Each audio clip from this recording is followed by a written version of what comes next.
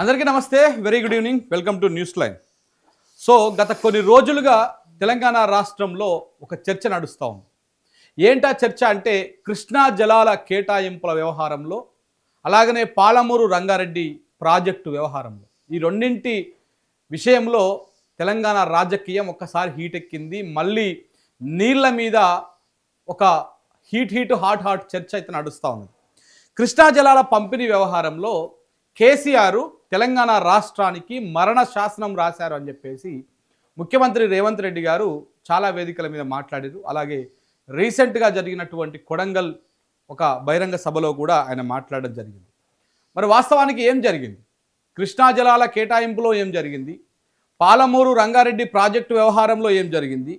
మోసం చేసింది ఎవరు? పోరాటం చేసింది ఎవరు? ఒకసారి మనం నేపథ్యం చూద్దాం. ఉమ్మడి రాష్ట్రంలో రేవంత్ రెడ్డి గారు ఏం మాట్లాడారో ఆ మాటలను మీకు ఉటంకిస్తూ ఉన్నా, మీకు చెప్తా ఉన్నా.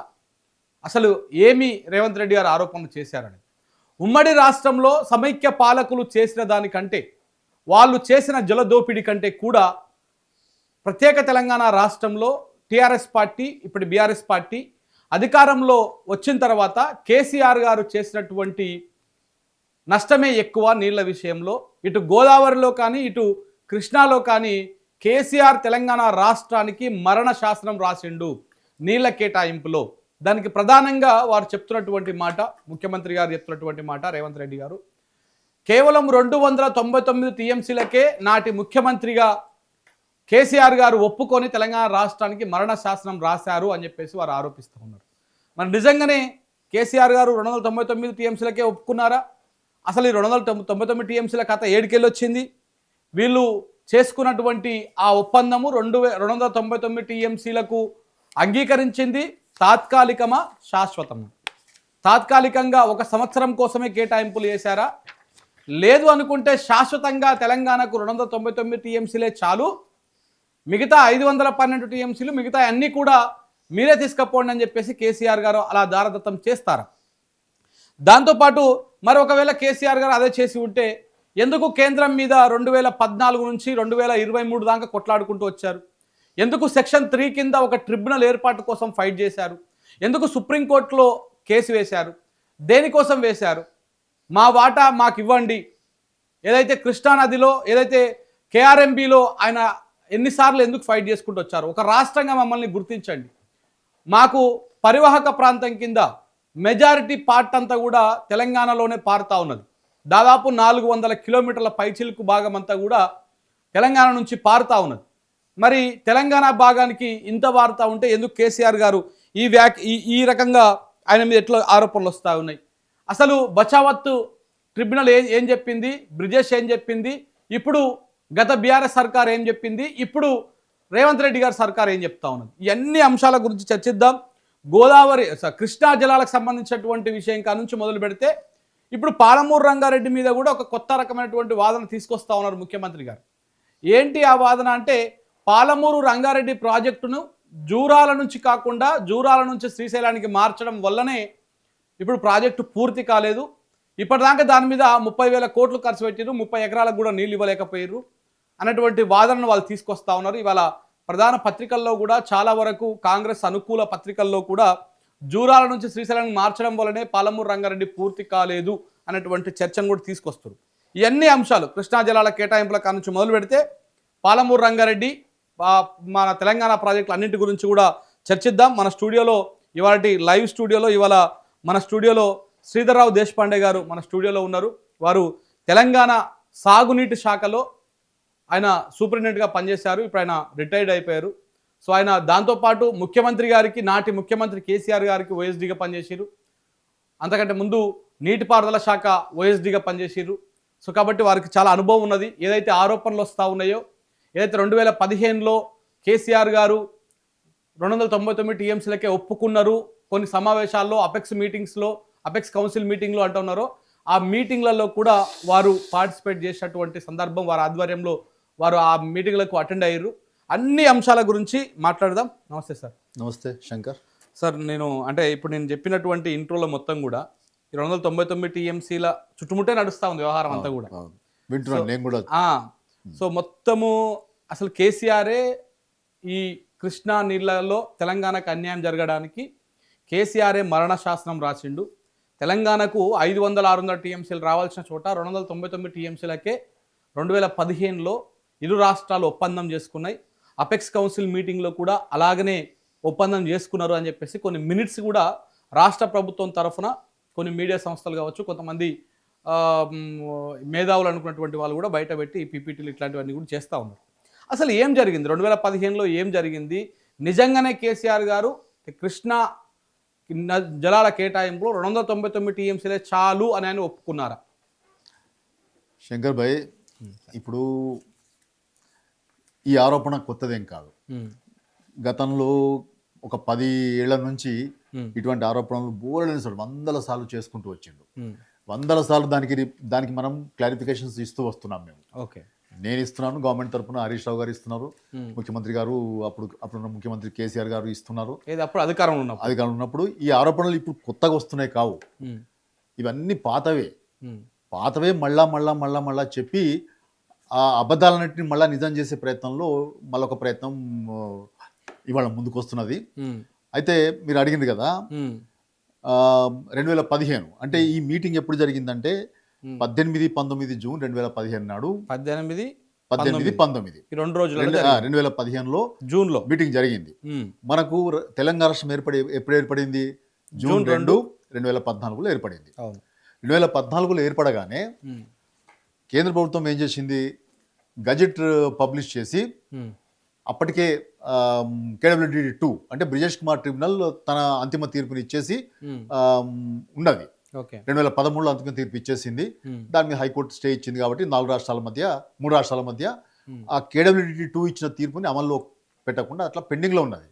సో తెలంగాణ రాష్ట్రం ఏర్పడగానే మనకు 2 రాష్ట్రాల మధ్య పంపిణీకి సంబంధించిన ఇష్యూ ఒకటి వచ్చింది కదా. సో విభజన చట్టంలోనే సెక్షన్ 89 కింద ఈ ట్రిబ్యునల్ కు ఈ అంశాన్ని నివేదించాలి అనేది ఒక అంశం ఉంది. సెక్షన్ 89 అంటారు దాన్ని ఆంధ్రప్రదేశ్ విభజన చట్టంలో.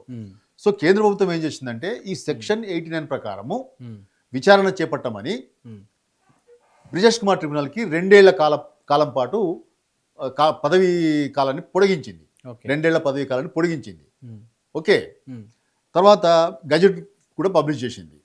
సో బ్రిజేష్ కుమార్ ట్రిబ్యునల్ 2014 నుంచే పనిచేయడం ప్రారంభించింది. అన్ని రాష్ట్రాలకు నోటీసులు ఇచ్చింది. మీరు మీ అఫిడవిట్లతోటి మీ కంప్లైంట్స్ తోటి విచారణలో పాల్గొనండి అని చెప్పి ఆంధ్రప్రదేశ్కి, తెలంగాణకి, కర్ణాటకకి, మహారాష్ట్ర కూడా నోటీసులు ఇచ్చి పనిచేయడం ప్రారంభించింది. 2 ఏళ్ల పదవీ కాలంలోనే మనం అందరం అనుకున్నాం. ఇక నోటీసులు ఇచ్చింది, పని ప్రారంభించింది కాబట్టి మనకు 2 ఏళ్లలో తీర్పు రాబోతున్నది, రెండు రాష్ట్రాల మధ్య పంపిణీ జరగబోతున్నది అనే ఒక ఆశాభావం మనందరిలో వ్యక్తమైంది. సో 2014లో జూన్ 2వ తారీఖు నాడు అధికారం చేపట్టిన 42 రోజులకే 42 డేస్కే అంటే 14 జూలై 2014 నాడు మన ప్రభుత్వం సెక్షన్ 3 కింద ఏది అంతర్రాష్ట్ర జల వివాదాల చట్టం 1956 సెక్షన్ 3 ప్రకారం మాకు కొత్త రాష్ట్రంగా ఏర్పడ్డాం కాబట్టి గత ప్రభుత్వాలలో 2 ట్రిబ్యునల్స్ ముందర, బచావత్ ట్రిబ్యునల్ ముందర, బ్రిజేష్ కుమార్ ట్రిబ్యునల్ ముందర కూడా మా తెలంగాణ కేసుని సరిగ్గా ఉమ్మడి రాష్ట్రం ప్రజెంట్ చేయలేదు. మాకు అన్యాయం జరిగింది. ఉమ్మడి రాష్ట్రంలో అవి రాష్ట్రాలకు మాత్రమే పార్టిసిపేట్ చేసే అధికారం ఉంటుంది, ప్రాంతాలకు ఉండవు. సో తెలంగాణ అప్పుడు ఒక ప్రాంతంగా ఉంది తప్పితే ఒక రాష్ట్రంగా లేదు కాబట్టి తెలంగాణ ప్రయోజనాన్ని ట్రిబ్యునల్ ముందర మనం ప్రజెంట్ చేయడానికి మనకు అవకాశం లేదు. ఇప్పుడు తెలంగాణ రాష్ట్రంగా ఏర్పడ్డది కాబట్టి మాకు గత 2 ట్రిబ్యునల్స్ లో జరిగిన అన్యాయాన్ని సవరించడానికి అసలు ఉద్యమమే నీళ్లు నిధులు నియామకాల పేరు మీద వచ్చింది. నీళ్ళు అనేది ప్రధాన అంశంగా ఉద్యమం లో ఉంది కాబట్టి మేము ఇప్పుడు తెలంగాణ రాష్ట్రం ఏర్పడ్డాం కాబట్టి నీళ్ల విషయంలో మాకు జరిగిన అన్యాయాన్ని సవరించడానికి మళ్ళా పునః పంపిణీ జరగాల్సిన అవసరం ఉంది. ఎందుకు జరగాల్సిన అవసరం ఉందంటే కృష్ణా బేసిన్ లో ఏ పారామీటర్స్ తీసుకున్నా కూడా 2 రాష్ట్రాల మధ్య ఏ పారామీటర్స్ తీసుకున్నారు, క్యాచ్మెంట్ ఏరియా తీసుకుంటే 68% తెలంగాణలో ఉంది. ఓకే, తర్వాత పేదరికం చూసినా కూడా తర్వాత సాగుయోగ్యమైన భూముల విషయం చూసినా కూడా, వెనకబాటుతనం చూసినా కూడా, జనాభా పరంగా చూసినా కూడా, బేసిన్ యొక్క ఏ పారామీటర్ దృష్ట్యా చూసినా కూడా తెలంగాణ అత్యధిక వాటా పొందవలసిన ఒక హక్కు కలిగి ఉంటుంది. సో ఇవన్నీ మేము మన కంప్లైంట్లో రాసి పునః పంపిణీ చేయండి, సెక్షన్ 3 కింద కొత్త ట్రిబ్యునల్ ఏర్పాటు చేయండి. 1956 చట్టం ప్రకారం సెక్షన్ 3 ప్రకారం మనం కొత్త రాష్ట్రాలకి ఒక హక్కు ఇచ్చింది అనమాట చట్టం. ఓకే ఎవరైనా గ్రీవెన్సెస్ ఉంటే ఆ గ్రీవెన్స్ ని ట్రిబ్యునల్ ద్వారా పరిష్కరించుకోవడానికి అవకాశం ఇచ్చింది. సో మేము సెక్షన్ 3 ప్రకారము మీరు ట్రిబ్యునల్ కి మా గ్రీవెన్స్ రిఫర్ చేయండి అని చెప్పి కేంద్ర ప్రభుత్వానికి మనం రాసాం. ఎప్పుడు ప్రభుత్వంగా ఎప్పుడు రాసినాం? 14 జూలై 2014 అంటే తెలంగాణ రాష్ట్రం ఏర్పడిన 42వ రోజు ఈ ఉత్తరం రాసాం. చాలా డీటెయిల్ గా ఉంటుంది అది. మన గ్రీవెన్సెస్ అన్ని కూడా దాంట్లో కూలంకషంగా చర్చించి మనం కేంద్ర ప్రభుత్వానికి సబ్మిట్ చేసినాం.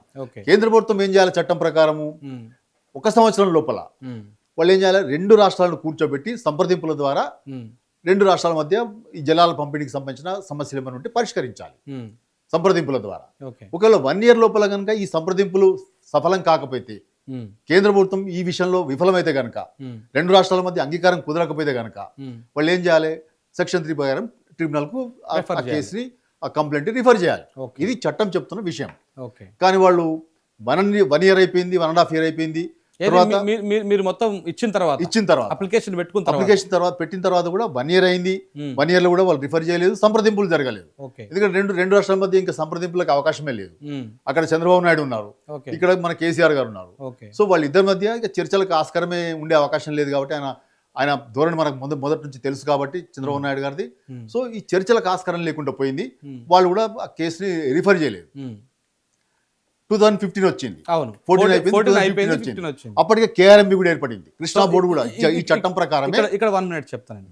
అంటే 14లో మీరు తెలంగాణ రాష్ట్రం వచ్చిన తర్వాత, గవర్నమెంట్ ఏర్పడిన తర్వాత 42 రోజులకే ఏదైతే 1956 చట్టం సెక్షన్ 3 కింద మేము రాష్ట్రంగా ఏర్పడినాం ఇప్పుడు.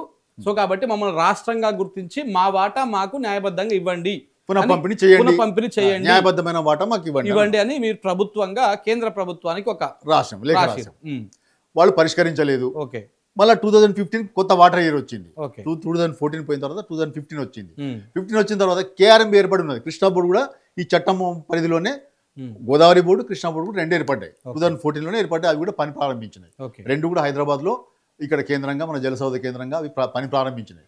సో ఇప్పుడు 2 రాష్ట్రాల మధ్య పంపిణీకి సంబంధించిన వివాదం తీరలేదు, సంప్రదింపులు జరగలేదు.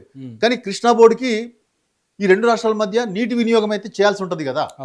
ప్రాజెక్టులు ఉన్నాయి, మనకు కామన్ ప్రాజెక్టులు ఉన్నాయి. నాగార్జున సాగర్ ఉంది, కామన్ ప్రాజెక్టు, శ్రీశైలం ప్రాజెక్టు ఉంది, పులిచింతల ప్రాజెక్టు ఉంది. కామన్ ప్రాజెక్ట్స్ లోంచి మనకు నీటి పంపిణీ అయితే జరగాలి. మనకు చట్టబద్ధంగా 2 రాష్ట్రాలకు పునః పంపిణీ జరగకపోయినా కూడా కృష్ణా బోర్డు యొక్క కర్తవ్యం ఏంది? నీళ్ళు వచ్చినప్పుడు 2 రాష్ట్రాలకు ఎట్లా పంచాలనే విషయం మీద వాళ్ళకు క్లారిటీ ఇవ్వాలి. సో వాళ్ళు ఏం చేసినట్టే కేంద్ర ప్రభుత్వానికి నివేదిస్తే కేంద్ర ప్రభుత్వం అధికారుల స్థాయి మీటింగ్ ఏర్పాటు చేసింది.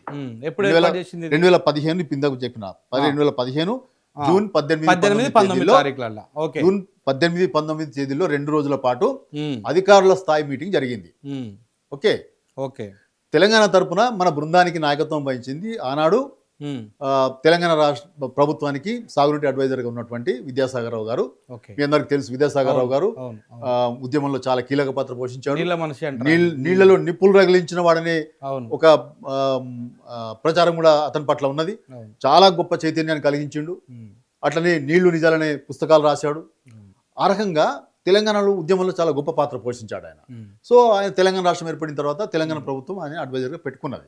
సో ఆయన మన బృందానికి నాయకత్వం వహించాడు. మన బృందంలో ప్రిన్సిపల్ సెక్రటరీ అప్పుడు ఎస్కే జోషి గారు ఉన్నారు. తర్వాత మన ఇంజనీరింగ్ చీఫ్లు వాళ్ళంతా, ఇంటర్ స్టేట్ ఇంజనీర్లు అందరూ కూడా ఆ బృందంలో అక్కడికి వెళ్ళారు. వెళ్ళిన తర్వాత 2 రోజులు కీలకమైన డెలిబరేషన్ జరిగిన తర్వాత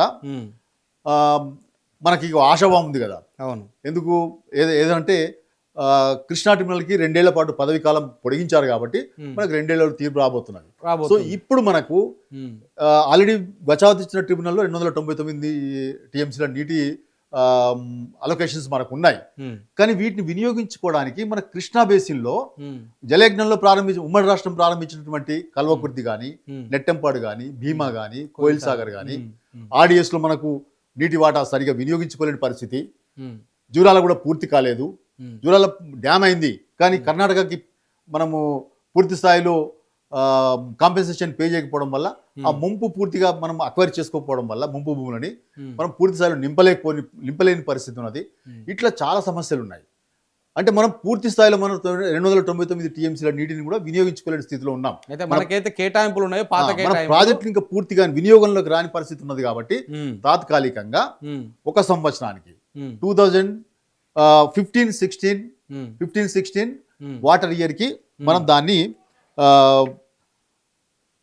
ఒక సంవత్సరానికి ఈ తాత్కాలిక ఒప్పందం ఏదైతే మన ట్రిబ్యునల్ ద్వారా మనకు 299-512 టీఎంసీలు ఏదైతే అలొకేషన్స్ ఉన్నాయో ఉమ్మడి రాష్ట్రం చేసిందో అలొకేషన్స్ మనం కొనసాగిద్దాం.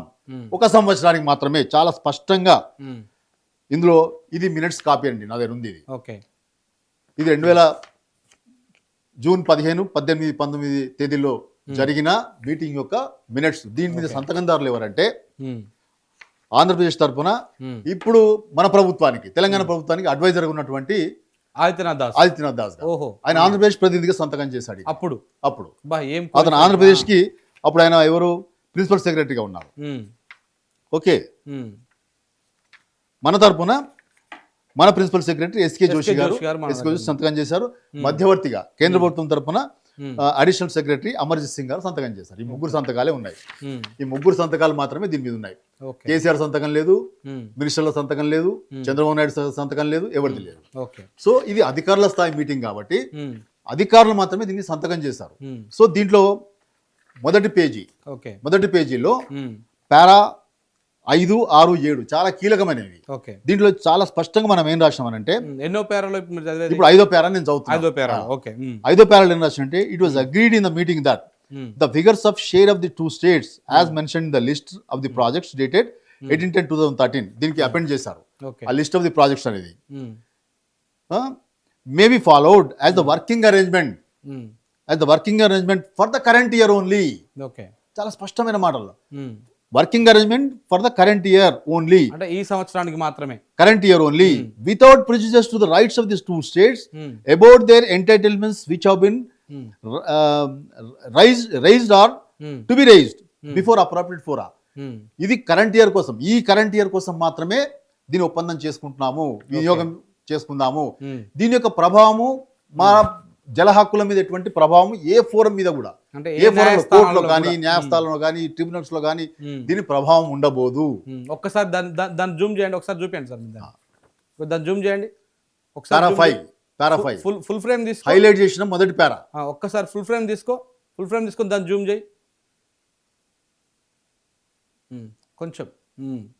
సో ఇది ఆ రోజు ఉన్నటువంటి మినిట్స్ లో 5వ పారా 5, పేజ్ 1 పారా 5. పేజ్ 1 పారా 6 లో ఏం రాసిందంటే, the representatives of the both the states agreed that they may utilize their share of water wherever they decided subject to the availability of water at that place and without affecting the rights of other states. Without affecting the rights of the states అని మళ్ళా mention చేశారు ఇక్కడ. అంటే ప్రతి line లో పారాలో రాసి మళ్ళా 7వ పారా. Thereafter project related issues were discussed. The following working arrangement మళ్ళా the following working arrangements for the water year 2015-16 water year ఏంటి అనేది కూడా మెన్షన్ చేశారు ఇక్కడ. For the water year 2015-16 only were agreed as a temporary measure. ఇది ఇంకెవరు, ఇది శాశ్వతంగా రాసి ఇచ్చిన దానికి ఏమైనా వాదనకి ఏమైనా అర్థం ఉన్నదండి? టెంపరీ మెజర్ అంటే ఏంటండి? తాత్కాలికంగా ఈ 2015-16 వాటర్ ఇయర్ కి ఈ ఒప్పందాన్ని చేసుకున్నాము అనేది దీంట్లో స్పష్టంగా ఉంది కదా. శాశ్వతంగా రాసి ఇచ్చినట్టు ఎక్కడ ఉన్నదా? లేదు. ఇంగ్లీష్ పరిజ్ఞానం ఉన్నవాళ్ళు కనీసం మినిమం 10వ తరగతి పిల్లాడిని చదివినా కూడా ఈ టెంపరీ వర్కింగ్ అరేంజ్మెంట్ అంటే శాశ్వతం కాదని చెప్తాడు వాడు, తాత్కాలికం అని చెప్తాడు. కానీ వాళ్ళ ఈ వాక్యాలు ఇంత స్పష్టంగా ఉన్నా కూడా శాశ్వతంగా దారదత్తం చేశారని ఎట్లా మాట్లాడతారండి? How can they speak? ఇది అయిందా?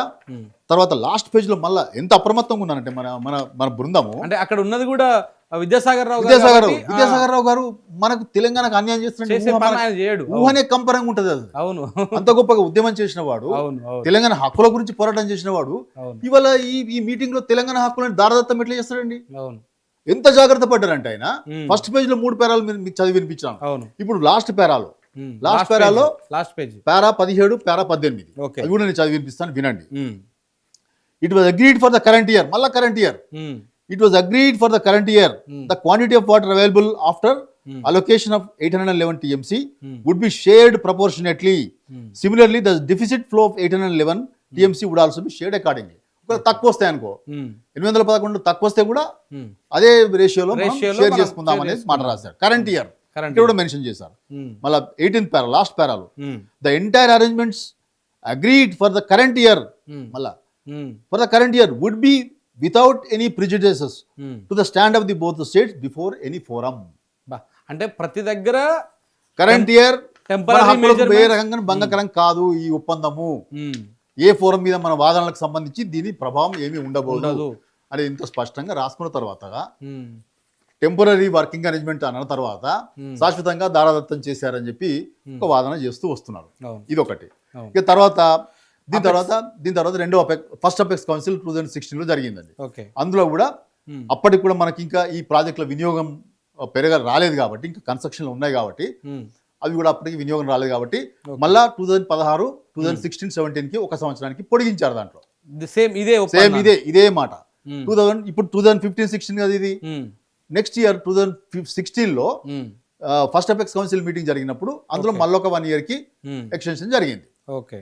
సో మళ్ళీ 2018 నుంచి ఉమ్, 2018 వరకు మన ప్రాజెక్టులన్నీ వినియోగంలోకి వచ్చినాయి. ఓకే. కల్వకుర్తి వినియోగంలోకి వచ్చింది, ఉమ్, నెట్టంపాడు వినియోగంలోకి వచ్చింది, ఉమ్, భీమా వినియోగంలోకి వచ్చింది, కోయిల్ సాగర్ వినియోగంలోకి వచ్చింది. అవును. అట్లనే ఆర్డిఎస్ కి సప్లిమెంట్ చేయడానికి తుమ్మిళ్ళ లిఫ్టికేషన్ తొమ్మిదిలో కూడా వచ్చింది. 11 నెలల్లో పూర్తి చేసి ఉమ్, 58,000 ఆర్డిఎస్ కాలువకి 50,000 ఎకరాలకి ఉమ్, సప్లిమెంటేషన్ కి ఆ లిఫ్టికేషన్ స్కీమ్ వినియోగంలోకి వచ్చింది. ఓకే. సో ఇన్ని ప్రాజెక్టులు వినియోగంలోకి వచ్చిన తర్వాత ఉమ్, మనకి ఈ 299, 512 ఈ రేషియో అనేది ఇక పనికిరాదు మనకు. అవును. సో అప్పటి నుంచి అంటే ట్రిబ్యునల్ అప్పటికి ఇంకా విచారణ ప్రారంభించింది, విచారణ పూర్తి కాలేదు, మనకు పునః పంపిణీ జరగలేదు. ఉమ్, సో అది జరిగేదాకా ఉమ్, మాకు కమ్సే కమ్ 50% నీటి వాటా కావాలి ఉమ్, అని చెప్పి మనం 2018 నుంచే ఉమ్, 2018 ఆన్వర్డ్స్ ఈ రెండు సంవత్సరాల ఈ తాత్కాలిక ఒప్పందాన్ని వదిలిపెట్టేసి ఉమ్, 2018 నుంచి మాకు 50% నీరు కావాలి. Um, till um, tribunal finalizes the judgment. Okay. పంపిణీకి సంబంధించిన అంశాలన్నీ ఆ ప్రక్రియ అయిపోయిందాక మాకు 50% నీరు మాకు కావాలి. ఎందుకంటే 811 టీఎంసీలో 405 టీఎంసీలు మాకు కావాలి అని చెప్పి మనం 2018 నుంచే మన కేంద్ర ప్రభుత్వానికి అనేక లేఖలు రాసినాము, కేంద్ర మంత్రికి రాసినాము, కేఆర్ఎంబికి రిప్రజెంట్ చేసినాము. అట్లనే 2018 నుంచి సార్ ఇక్కడ మనం చిన్న కట్ చేద్దాం. 2018 నుంచి మీరు 50% వాటా కోసం డిమాండ్ చేస్తూ వస్తున్నాం. రైట్. దీనికంటే ముందు ఫస్ట్ మనము అసలు ఈ 299 టీఎంసీలు ఎక్కడికి వెళ్ళి వచ్చినాయి, ఎట్లొచ్చినాయి, అసలు దీంట్లో ఏం కుట్ర జరిగింది, విభజన చట్టంలో కూడా ఎందుకు మనకు, ఎందుకంటే క్యాచ్మెంట్ ఏరియా అంతా మన దాంట్లోనే 70-80% పోయిన తర్వాత ఎందుకు విభజన చట్టంలో కూడా మనకు అందులో న్యాయం చేయలేకపోయారు? ఈ అంశాల గురించి చెప్పిన తర్వాత మనం ఈ 50% కడుకొద్దాం. సో యాక్చువల్గా ట్రిబ్యునల్ ఏం చేసిందంటే ఇది నిజానికి ప్రాజెక్ట్ వైజ్ అలొకేషన్ కాదు. ఓకే. ట్రిబ్యునల్ ఏం చేసిందంటే బచావత్ ట్రిబ్యునల్ గంపగుత్తగా ఎప్పుడు ఏర్పడింది అసలు బచావత్? 1969లో ఏర్పడ్డదండి. 1969లో ఏర్పడి 1975 కల్లా దాని జడ్జ్మెంట్ ఇచ్చేసింది, ఫైనల్ రిపోర్ట్ ఇచ్చేసింది. సో 1978 నుంచి అది బచావత్ ట్రిబ్యునల్ అమల్లోకి వచ్చేసింది. అసలు ఏమొచ్చింది మనకు అందులో ఏం చేసిందంటే ట్రైబ్యునల్ ఏ ప్రాజెక్ట్ కింద ఈ ప్రాజెక్ట్ కింద అని చెప్పలేదు. ఓకే. రాష్ట్రానికి ఇన్ని నీళ్ళని ఇచ్చింది. ఎంత ఇచ్చింది? సో 811 టీఎంసీలు ఆంధ్రప్రదేశ్కి, 700 టీఎంసీలు కర్ణాటకకి, 560 టీఎంసీలు మహారాష్ట్రకి గంపగుత్తగా ఇచ్చింది. ఎన్ బ్లాక్ అంటారు దాన్ని. ఓకే. ఆ నీళ్ళని ఆయా రాష్ట్రాలు తమకి ఎట్లా అనుకూలంగా ఉంటే ఏ ప్రాజెక్ట్ నుంచి ఎంత తీసుకోవచ్చో ఆ స్వేచ్ఛని వాళ్ళకి ఇచ్చేశారు. కృష్ణా నది జలాల పంపిణీ మీద 1969లో బచావత్ ట్రిబ్యునల్ ఏర్పడి అది ఎప్పటిదాకా పనిచేసింది? 75 దాకా పనిచేసింది. 75లో తీర్పిచ్చింది. తర్వాత 78లో తెలంగాణ ఆంధ్రప్రదేశ్ ఉమ్మడి రాష్ట్రానికి కలిపి 811 వచ్చినాయి. ఓకే. 811 నీళ్ళు అది ఎన్ బ్లాక్, ప్రాజెక్ట్ వైజ్ అలొకేషన్స్ కావు. మొత్తం రాష్ట్రానికి గంపగుత్తగా ఇచ్చింది. ఈ 811 టీఎంసీలు ఎట్లా వచ్చినాయి ఆంధ్రప్రదేశ్ రాష్ట్రానికి? నిజానికి కృష్ణానది యొక్క ప్రత్యేకత ఏంటంటే అది వరదను తీసుకొని వస్తుంది. ఇక్కడ మనం కృష్ణానదికి చేసే కాంట్రిబ్యూషన్ చాలా తక్కువ. 300-350 కంటే మించి ఉండదు. ఇది 2060 టీఎంసీలలో 2060 టీఎంసీల నికర 75% డిపెండబుల్ yield లో ఆంధ్రప్రదేశ్ రాష్ట్రం నుంచి వచ్చేవి 400-500 కంటే మించి ఉండదు. అంత నీళ్లు కూడా మహారాష్ట్ర నుంచి, కర్ణాటక నుంచి, ఆ వెస్టర్న్ ఘాట్స్ లో పుడుతుంది కాబట్టి అక్కడ నుంచి వరదను తీసుకొని వస్తుంది అనమాట కృష్ణానది. సో వరదను తీసుకొని వస్తుంది కాబట్టి మనకు ఆల్రెడీ ఈ రాష్ట్రాలు ఏవి కూడా ప్రాజెక్టులు కట్టక ముందే బ్రిటిష్ కాలంలోనే మనకు యూటిలైజేషన్స్ ఉన్నాయి. ఇది బ్రిటిష్ మద్రాస్ ప్రావిన్స్ లో ఉన్న భాగం కాబట్టి ఆంధ్రప్రదేశ్, ఇప్పుడు ఈ కోస్టల్ ఆంధ్ర రాయలసీమ ఇవి బ్రిటిష్ ఇండియాలో ఉన్నాయి. ఓకే, బ్రిటిష్ ఇండియాలో ఇవి కర్ణాటకనేమో కర్ణాటక, తెలంగాణ నిజాం స్టేట్ లో నిజాం దగ్గర ఉంది. అవును. కాబట్టి బ్రిటిష్ ఇండియాలో ఉన్న ప్రాంతం కాబట్టి వాళ్ళు కృష్ణానది మీద ప్రాజెక్టులు వాళ్ళు కట్టారు. ఇది ప్రకాశం బ్యారేజ్ కట్టారు, కేసీ కెనాల్ కట్టారు. తర్వాత ట్రిబ్యునల్ ఏర్పడక ముందు నాగార్జున సాగర్ వచ్చింది. నాగార్జున సాగర్ కుడి కాలువ ద్వారా వాళ్ళు తీసుకుంటున్నారు. సో కొన్ని హిస్టారికల్ యూటిలైజేషన్స్ ఉన్న కారణంగా క్యాచ్మెంట్ ఏరియా తక్కువ ఉన్నప్పటికీ, మనం కాంట్రిబ్యూషన్స్ మన రాష్ట్రం నుంచి తక్కువ ఉన్నప్పటికీ ఎక్కువ వాటా పొందింది. ఎక్కువ వాటా ఎందుకు పొందిందంటే హిస్టారికల్ యూటిలైజేషన్స్ పేరు మీద మాకు పూర్వం నుంచి మాకు నీటి వినియోగం ఉంది కాబట్టి ఈ నీటి వినియోగానికి ప్రొటెక్షన్స్ కావాలి అని చెప్పి డిమాండ్ పెట్టారు. సో బచావ్ ట్రిబ్యునల్ ప్రొటెక్షన్స్ ని కల్పించింది వాళ్ళకి. ఆ కల్పించినందువల్ల బేసిన్ పారామీటర్స్ లో కర్ణాటక, మహారాష్ట్ర కంటే వెనకబడి ఉన్నప్పటికీ ఈ హిస్టారికల్ యూటిలైజేషన్స్ కారణంగా పూర్వం నుంచి వాళ్ళు నీళ్లు వినియోగించుకుంటున్న కారణంగా వాటికి ప్రొటెక్షన్స్ ఇస్తూ అత్యధిక వాటా 811 టీఎంసీలు ఆంధ్రప్రదేశ్ రాష్ట్రానికి దక్కినాయి. 700 టీఎంసీలు కర్ణాటకకి, 560 టీఎంసీలు మహారాష్ట్రకి దక్కినాయి. సో వాళ్ళకి ఈ విషయం మీద అసంతృప్తి ఉంది. ఓకే, సో ఇది జరిగింది. సో ఈ 811 టీఎంసీలు అనేది గంపగుత్త. సో వీళ్ళని ఈ నీటిని ఆంధ్రప్రదేశ్ ప్రభుత్వం మళ్ళీ పునః పంపిణీ చేసుకున్నది. ఎట్లా చేసిరు? ఏ పారామీటర్స్ ప్రకారం చేసి? ఇక అప్పటికే మనకు కొన్ని ప్రాజెక్టులు ఈ ట్రిబ్యునల్ లెక్క కట్టడానికి 811 టీఎంసీ లెక్క కట్టడానికి వీళ్ళు కొన్ని ప్రాజెక్టుల లిస్ట్ ఇచ్చారు కదా. సో ఆ లిస్ట్ నే వాళ్ళు ఆ ప్రకారమే 299 తెలంగాణకి, 512 టీఎంసీలు ఆంధ్రప్రదేశ్. ఈ పంపకాలు చేసింది కూడా కాంగ్రెస్ ప్రభుత్వంలోనే ఉమ్మడి రాష్ట్రంలో జరిగింది. దీన్ని 2013 జనవరిలో 2014 జనవరిలో మన తెలంగాణ రాష్ట్ర విభజన బిల్లు, ఆంధ్రప్రదేశ్ విభజన బిల్లు డ్రాఫ్ట్ బిల్లు అసెంబ్లీకి వచ్చినప్పుడు అసెంబ్లీకి చాలా స్పష్టంగా వాళ్ళు ఇరిగేషన్ సంబంధించిన సమాచారం అంతా అసెంబ్లీ సభ్యులు కోరిన మేరకు రాతపూర్వకంగా కోరితే వాళ్ళకి రాతపూర్వకంగా సమర్పించిన డాక్యుమెంట్లో ఉన్నాయి. ఇవన్నీ ఏమనుంది? ఇది కృష్ణా జలాల్లో 299 తెలంగాణకి, 512 ఆంధ్రప్రదేశ్కి కేటాయించబడినవి. అట్లనే గోదావరి జలాల్లో 968 టీఎంసీలు తెలంగాణకి, 512 టీఎంసీలు ఆంధ్రప్రదేశ్కి అని చెప్పి ప్రాజెక్టుల వారీగా వాళ్ళు దాంట్లో పేర్కొన్నారు. ఇది డాక్యుమెంట్ అసెంబ్లీలో విభజన చట్టం డ్రాఫ్ట్ బిల్లు వచ్చిన సందర్భంగా చర్చ కోసం ఆంధ్రప్రదేశ్ ప్రభుత్వమే అసెంబ్లీ సభ్యులకి ఇచ్చిన డాక్యుమెంట్ లో ఇవన్నీ సమాచారం అంతా ఉంది. సో దీన్ని మనం కాదనడానికి లేదు. కాబట్టి ఉమ్మడి రాష్ట్రంలోనే 299, 512 అనేది నిర్ధారణ అయిపోయింది. దానికి ప్రత్యక్ష సాక్ష్యం కూడా మనకు అన్యాయం జరిగింది. అన్యాయం చేసింది కూడా కాంగ్రెస్ పార్టీ. ఉమ్మడి రాష్ట్రంలో జరిగింది కదా. అప్పుడు కాంగ్రెస్ ఉంది, తెలుగుదేశం ఉంది. ఉమ్మడి రాష్ట్రంలో 2 రాష్ట్రాలు పరిపాలించినాయి. సో అప్పుడు మొదట్లో ఆంధ్రప్రదేశ్ కాంగ్రెస్ ఉన్నది, తెలుగుదేశం వచ్చింది. ఈ 299 టీఎంసీలు ప్రాజెక్టుల వారీగా కేటాయించారు. ప్రాజెక్టుల వారీగా ఇంటర్నల్ గా ఎన్ బ్లాక్ ఉన్న అలొకేషన్స్ ప్రాజెక్టుల వారీగా పునః పంపిణీ చేస్తూ ఈ 299 తెలంగాణకి, 512 ఆంధ్రప్రదేశ్ కి, మన ఆంధ్ర ప్రాంతానికి ప్రాజెక్టులకు ఇచ్చారు. ఇది ఉమ్మడి రాష్ట్రంలో ఉన్న అంశం ఇది. సో మనం పునః పంపిణీని కోరినాం కదా. ఎప్పుడు ఇక్కడికి వచ్చినాం అనమాట. 500 జూన్ 2015లో జరిగిన మీటింగ్ సంబంధించి నేను చెప్పినాను. 2016 ప్యాక్స్ కౌన్సిల్ లో 1 సంవత్సరానికి పొడిగించుకున్నాం. 2018 నుంచి మనం 50-50 డిమాండ్ చేయడం మొదలు. నేను ఇక్కడ చెప్తా ఒక్క అంశాన్ని. అంటే మీరు చెప్పిన దాని ప్రకారము ఉమ్మడి రాష్ట్రంలోనే మనకు బచావత్ ఇచ్చినటువంటి అవార్డు ప్రకారం 811 టీఎంసీలు మన రాష్ట్రానికి వస్తే, అంటే ఉమ్మడి రాష్ట్రానికి వస్తే, దాంట్లో ప్రాజెక్టుల వారు లెక్కలు చూపించేసి తెలంగాణకు 299 టీఎంసీలు, ఆంధ్రాకి 512 టీఎంసీలు కేటాయించారు. సో కేటాయించినాక మనకి ఇందులో అన్యాయం జరిగిందని మనం మొదటి నుంచి ఫైట్ చేస్తారు తెలంగాణ వాదులు. సో తెలంగాణ ఏర్పడిన తర్వాత దీన్ని గమనించి మీరు ప్రభుత్వం ఏర్పడిన 42 రోజులకే ఈ 1956 సెక్షన్ 3 కింద, చట్టం సెక్షన్ 3 కింద మనం కంప్లైంట్ పెట్టినాం. మీరు కంప్లైంట్ పెట్టారు కేంద్రానికి, ఇది పునః పంపిణీ చేయాలి అని. సో అట్లా పునః పంపిణీ కోసం కంప్లైంట్ పెడితే ఆ కేంద్ర ప్రభుత్వం సపోర్ట్ చేయలేదు, కనీసం దాని మీద చర్చలకు పిలవలేదు, ఏమీ చేయలేదు. దాని తర్వాత సుప్రీంకోర్టులో అప్పీల్ చేసిన, సుప్రీంకోర్టుకి అప్పీల్ చేసిన. లేదు సార్, నేను సీక్వెన్స్ చెప్తున్నాను, మీరు చెప్పిన దానికి సీక్వెన్స్ చెప్పుకుంటూ వస్తున్నా. 2014లో ఇది అయిపోయింది, మనం కేంద్రానికి కంప్లైంట్ చేసినాం, అయిపోయింది. మళ్ళీ 2015లో ఇక ఇప్పుడు ఉన్నటువంటి దాన్ని అయితే మనం వాడుకోవాలి కదా, వాటర్ని తాత్కాలికంగా ఒప్పందాలు చేసుకున్నారు. సో ఏ ఒప్పందము ఏదైతే ఉమ్మడి రాష్ట్రంలో కేటాయింపులు చేసిర్రో దాన్నే సరే ప్రస్తుతానికి మనం 299 టీఎంసీలు కూడా వాడుకోవడానికి మనకు సరిపడా ప్రాజెక్టులు లేవు కాబట్టి, ఎందుకు వినియోగంలో రాని ప్రాజెక్టులు ఉన్నాయి కాబట్టి, కన్స్ట్రక్షన్లు ఉన్నాయి కాబట్టి మనం రెండోది 2 ఏళ్లలో మనకు ట్రిబ్యునల్ తీర్పు ఇవ్వబోతున్నది అనే ఒక ఆశాభావంతో ఉన్నది కాబట్టి సో మనం ఈ గ్యాప్ లోపల ఈ సంవత్సరం లోపల ఇవన్నీ పూర్తి చేసుకొని తర్వాత మనం తీర్పు వస్తుంది కాబట్టి వినియోగంలో మనకు అలొకేషన్ జరుగుతాయి కాబట్టి మనం మన వాటా మనం తాత్కాలికంగా 2015లో ఒప్పుకున్నారు అది అధికారుల స్థాయి సమావేశం.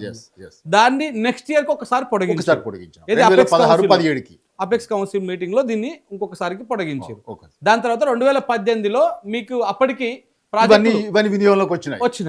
ఇక ఇప్పటి నుంచి చెప్పండి. ఈ వినియోగం తర్వాత దీనికంటే ముందు ఒక ఇన్సిడెంట్ ఏం జరిగిందంటే కేంద్ర ప్రభుత్వం ఈ నిర్ణయం ఏం తీసుకోకపోవడం వల్ల మన కంప్లైంట్ మీద ఎటువంటి చర్యలు తీసుకోకపోవడం వల్ల 2015లో 14 ఇచ్చిన కంప్లైంట్ మీద 1.5 year తర్వాత కూడా వాళ్ళు ట్రిబ్యునల్ కి రిఫర్ చేయకపోవడం వల్ల మనం ఏం చేసామనంటే సుప్రీంకోర్టుకి అప్పీల్ చేసుకున్నాం. సుప్రీంకోర్టుకి అప్పీల్ చేసి ఏం చేసినామంటే మాకు హక్కు ప్రకారం పునఃపంపిణీ జరగాలి సెక్షన్ 3 కింద. అది 2015 చివరిలో వెళ్ళాం. డేట్స్ కరెక్ట్ గుర్తుకు లేవని 2015లో ఆఫ్టర్ 1.5 year 1.5 year తర్వాత 1.5 year దాకా వెయిట్ చేసినాం. వాళ్ళు ఏమైనా చర్యలు తీసుకుంటున్నామని వెయిట్ చేసినాము. బట్ వాళ్ళు ఏం చర్యలు తీసుకోలేదు. వాళ్ళు తీసుకోకుండా వాళ్ళు ఏం చేసినట్టే సెక్షన్ 89 కిందని విచారణని కొనసాగిస్తున్నారు. సెక్షన్ 89 సెక్షన్ 3 తీసుకురాలేదు. తీసుకురాకుండా మనం సుప్రీంకోర్టులో అప్పీల్ చేసి కేంద్ర ప్రభుత్వానికి ఆదేశాలు ఇవ్వమని అడిగినాం. సెక్షన్ 3 కింద ట్రిబ్యునల్ కు మా కంప్లైంట్ రిఫర్ చేయడానికి మీరు ఆదేశాలు ఇవ్వండి అని చెప్పి సుప్రీంకోర్టుని మనం అప్పీల్ చేసుకున్నాం. అక్కడ సుప్రీంకోర్టులో విచారణ అట్లా ఉంది అది. సో ఈ లోపల ఇవన్నీ పరిణామాలు జరుగుతూ వస్తున్నాయి. సో ఇప్పుడు మనం 2018లో జోషి గారు రాసిన లేఖ దాంతో మొదలైంది మన పోరాటం 50-50. జోషి గారు ఏమంటారు లేఖ రాశారు? అదే మాకు ఇప్పుడు వినియోగాలు పెరిగినాయి, మాకు 299 సరిపోవు, అది తాత్కాలికంగా చేసుకున్న ఒప్పందం 1 year కోసం చేసుకున్న ఒప్పందం, దాన్ని ఇంకొక సంవత్సరానికి పొడిగించుకున్నాం. కానీ ఈసారికి ఈ పాటికి మా 4 ప్రాజెక్టులు 5 ప్రాజెక్టులు కృష్ణా బేసిన్ లో వినియోగంలోకి వచ్చి ఉన్నాయి. సో వాటికి మేము నీళ్ళు ఇవ్వాల్సిన ప్రాజెక్టులు వచ్చినాయి. కల్వకుర్తి, నెట్టెంపాడు, భీమా, కోయిల్ సాగర్, తర్వాత తుమ్మిళ్ళ. అంటే ఇవన్నీ అసంపూర్తిగానే ఉన్నాయా ఉమ్మడి రాష్ట్రంలో? మనకు అన్ని అసంపూర్తిగా ఉన్నాయి. ఎక్కడ పూర్తి అయినాయి? మనం వచ్చిన తర్వాతనే వాటికి పూర్తి చేసి వాటికి తాత్కాలికంగా పాక్షికంగా వాటిని వినియోగంలోకి తీసుకురాగలిగినాం. ఉదాహరణ కల్వకుర్తి ఉందనుకోండి, 2014 జూన్ నాటికి అంటే తెలంగాణ రాష్ట్రం ఏర్పడే నాటికి కల్వకుర్తి నుంచి వచ్చి వాళ్ళు ఇచ్చిన ఆయకట్టు ఎంత? 13,000 ఎకరాలు. ఇవాళ ఎంత ఉన్నది? 3 లక్షల పైన మనం ఆయకట్టు ఇవాళ ఇస్తున్నాం.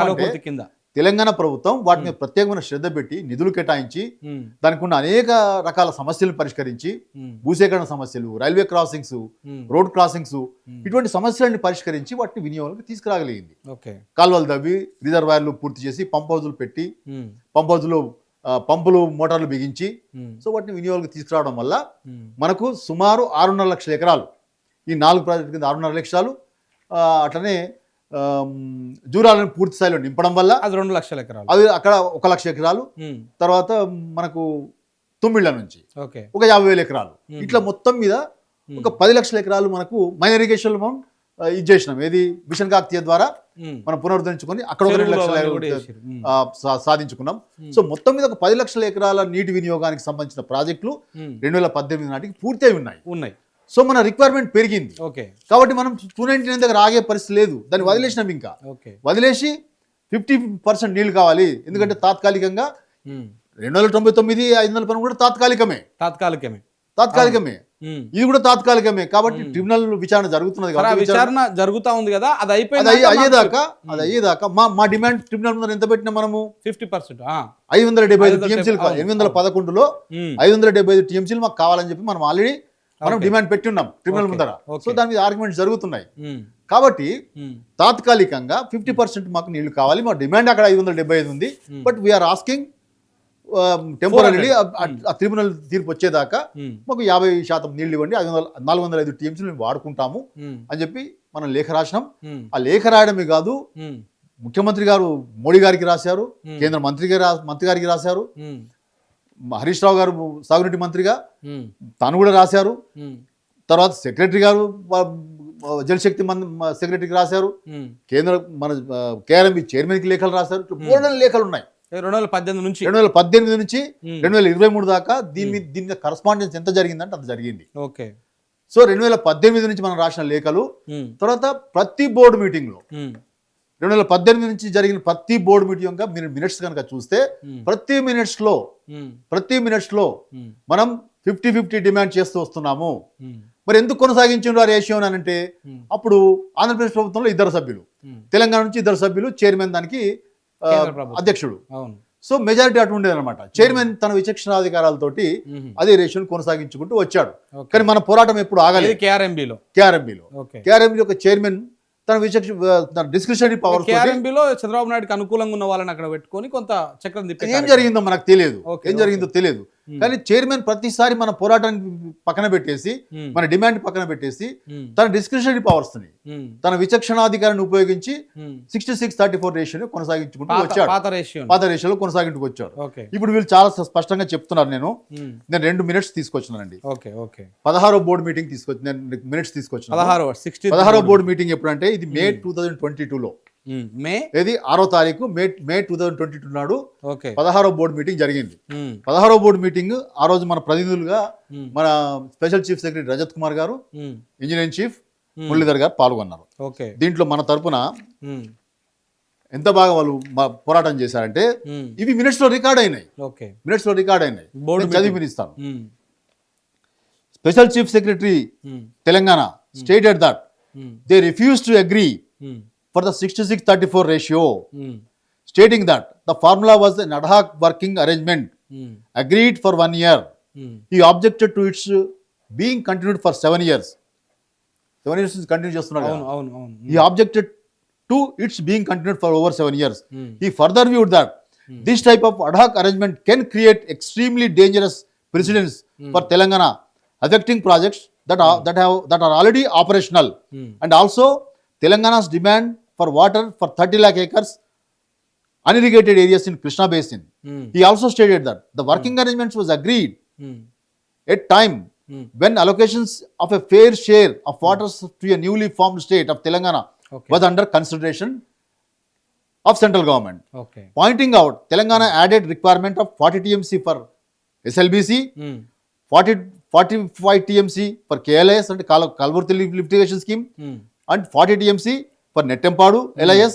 He further stated that these projects were operationalized even before the bifurcation of erstwhile AP. He added that operationalized అంటే కన్స్ట్రక్షన్ లో ఉన్నాయి, ఆన్గోయింగ్ ప్రాజెక్ట్స్ అని చెప్తున్నాడు అనమాట. He added that with the issue of notification of jurisdiction, these projects are now being asked to be stopped. ఈ allocations లేకపోతే మీరు permission తీసుకోకపోతే వీటిని ఆపరేషన్స్ మీద ఆపేస్తామని చెప్పి గజెట్ నోటిఫికేషన్ పేర్కొన్నారు. అది కూడా అతను పాయింట్అవుట్ చేస్తున్నాడు. He also said that in addition to PRLAS requirements 90 TMC and DND project requirements of 30 TMC of water for which preliminary works were taken up during 2013, which works already చేస్తున్నాం. He further informed that in view of the stated background, the present allocation of 299 TMC of water out of 811 is not sufficient for Telangana, and Telangana demands Krishna water at the ratio of 50-50 as new ad hoc arrangement. So అక్కడ ఇంత స్పష్టంగా రజత్ కుమార్ గారు మీరు ఇప్పటిదాకా కొనసాగిస్తున్న అడహాక్ ఏదైతే ఆ లెక్క ప్రకారం ఉందో మాకు అంగీకారం కాదు, మాకు వినియోగాలు పెరిగినాయి, మాకు ఇప్పటి నుంచి అడహాక్ అరేంజ్మెంట్ 50-50 ఉండాలి అనేది అది తాత్కాలిక కేటాయింపులే, ఇది కూడా తాత్కాలికమే టిల్ అవార్డు వచ్చే వరకు. ఇంత స్పష్టంగా special chief secretary Rajat Kumar గారు చెప్పిన మాటల్ని ఇందులో కేఆర్ఎంబి రికార్డ్ చేసింది. ఓకే, తర్వాత దీని తర్వాత కంక్లూజన్ ఉంటుంది కదా. ఇంత ఆర్గ్యుమెంట్ జరిగిన తర్వాత ఆంధ్రప్రదేశ్ కూడా ఏమన్నది కూడా చెప్పింది దీంట్లో, అది మనం చదవాల్సిన అవసరం లేదు. బట్ అల్టిమేట్ గా చైర్మన్ గారు ఏం చెప్తాడు అంటే ఇందులో చాలా క్లియర్ గా మాకు కల్వకుర్తిలో గింత ఆయకట్టు వచ్చింది, ఈ దాంట్లో ఎంత వచ్చిందని చెప్పేసి మనకి ఏవైతే అందుబాటులోకి వచ్చినా అవన్నీ చెప్పినాం. ఇప్పుడు చైర్మన్ గారి నిర్ణయం ఏమన్నా చూడండి. Chairman said that any of the state can approach the apex council for raising their grievances. He further stated that a vacuum cannot be left on the issue of sharing of Krishna waters for the coming water year, and since a working arrangement is an essential requirement, it is decided to continue the arrangement for the previous water year in the same ratio as the same conditions. Accordingly, the ad hoc arrangement of sharing of Krishna water for the year 2022-23 will continue in the ratio of 66-34 అని చెప్పి రాస్తాడు. అంటే తన discretionary power ఉపయోగించి మనం ఇంత గట్టిగా argument చేసినా కూడా అపెక్స్ లో చూసుకోండి, అపెక్స్ లో తేలే వరకు నాకు ఈ వర్కింగ్ అరేంజ్మెంట్ అయితే కావాలి కదా, నేను నీటి పంచాలి కదా, కాబట్టి I will abide by the previous years 66:34 ratio పాతదాన్ని నేను కొనసాగిస్తాను. కొనసాగిస్తా అని చెప్పి రాస్తాడు. Okay. This is the description power used by ఆయన చైర్మన్. ఇది అయిందా? KRMB chairman. ఇది అయిందా? 2023లో మే 17th బోర్డు మీటింగ్ లో ఇంకా పోరాటం ఎట్లుందో నేను చెప్తాను మీకు. 17th బోర్డు మీటింగ్ 50% రేషియో కోసం ఆంధ్రప్రదేశ్ ప్రభుత్వం ఎట్లా పోరాటం చేసింది, దీంట్లో పోరాటం మీకు చదివి వినిపించినాను. ఏం రాష్ట్రం అనేది ఇందులో ఇంకా తెలంగాణ పదజాలం ఉంది దీంట్లో.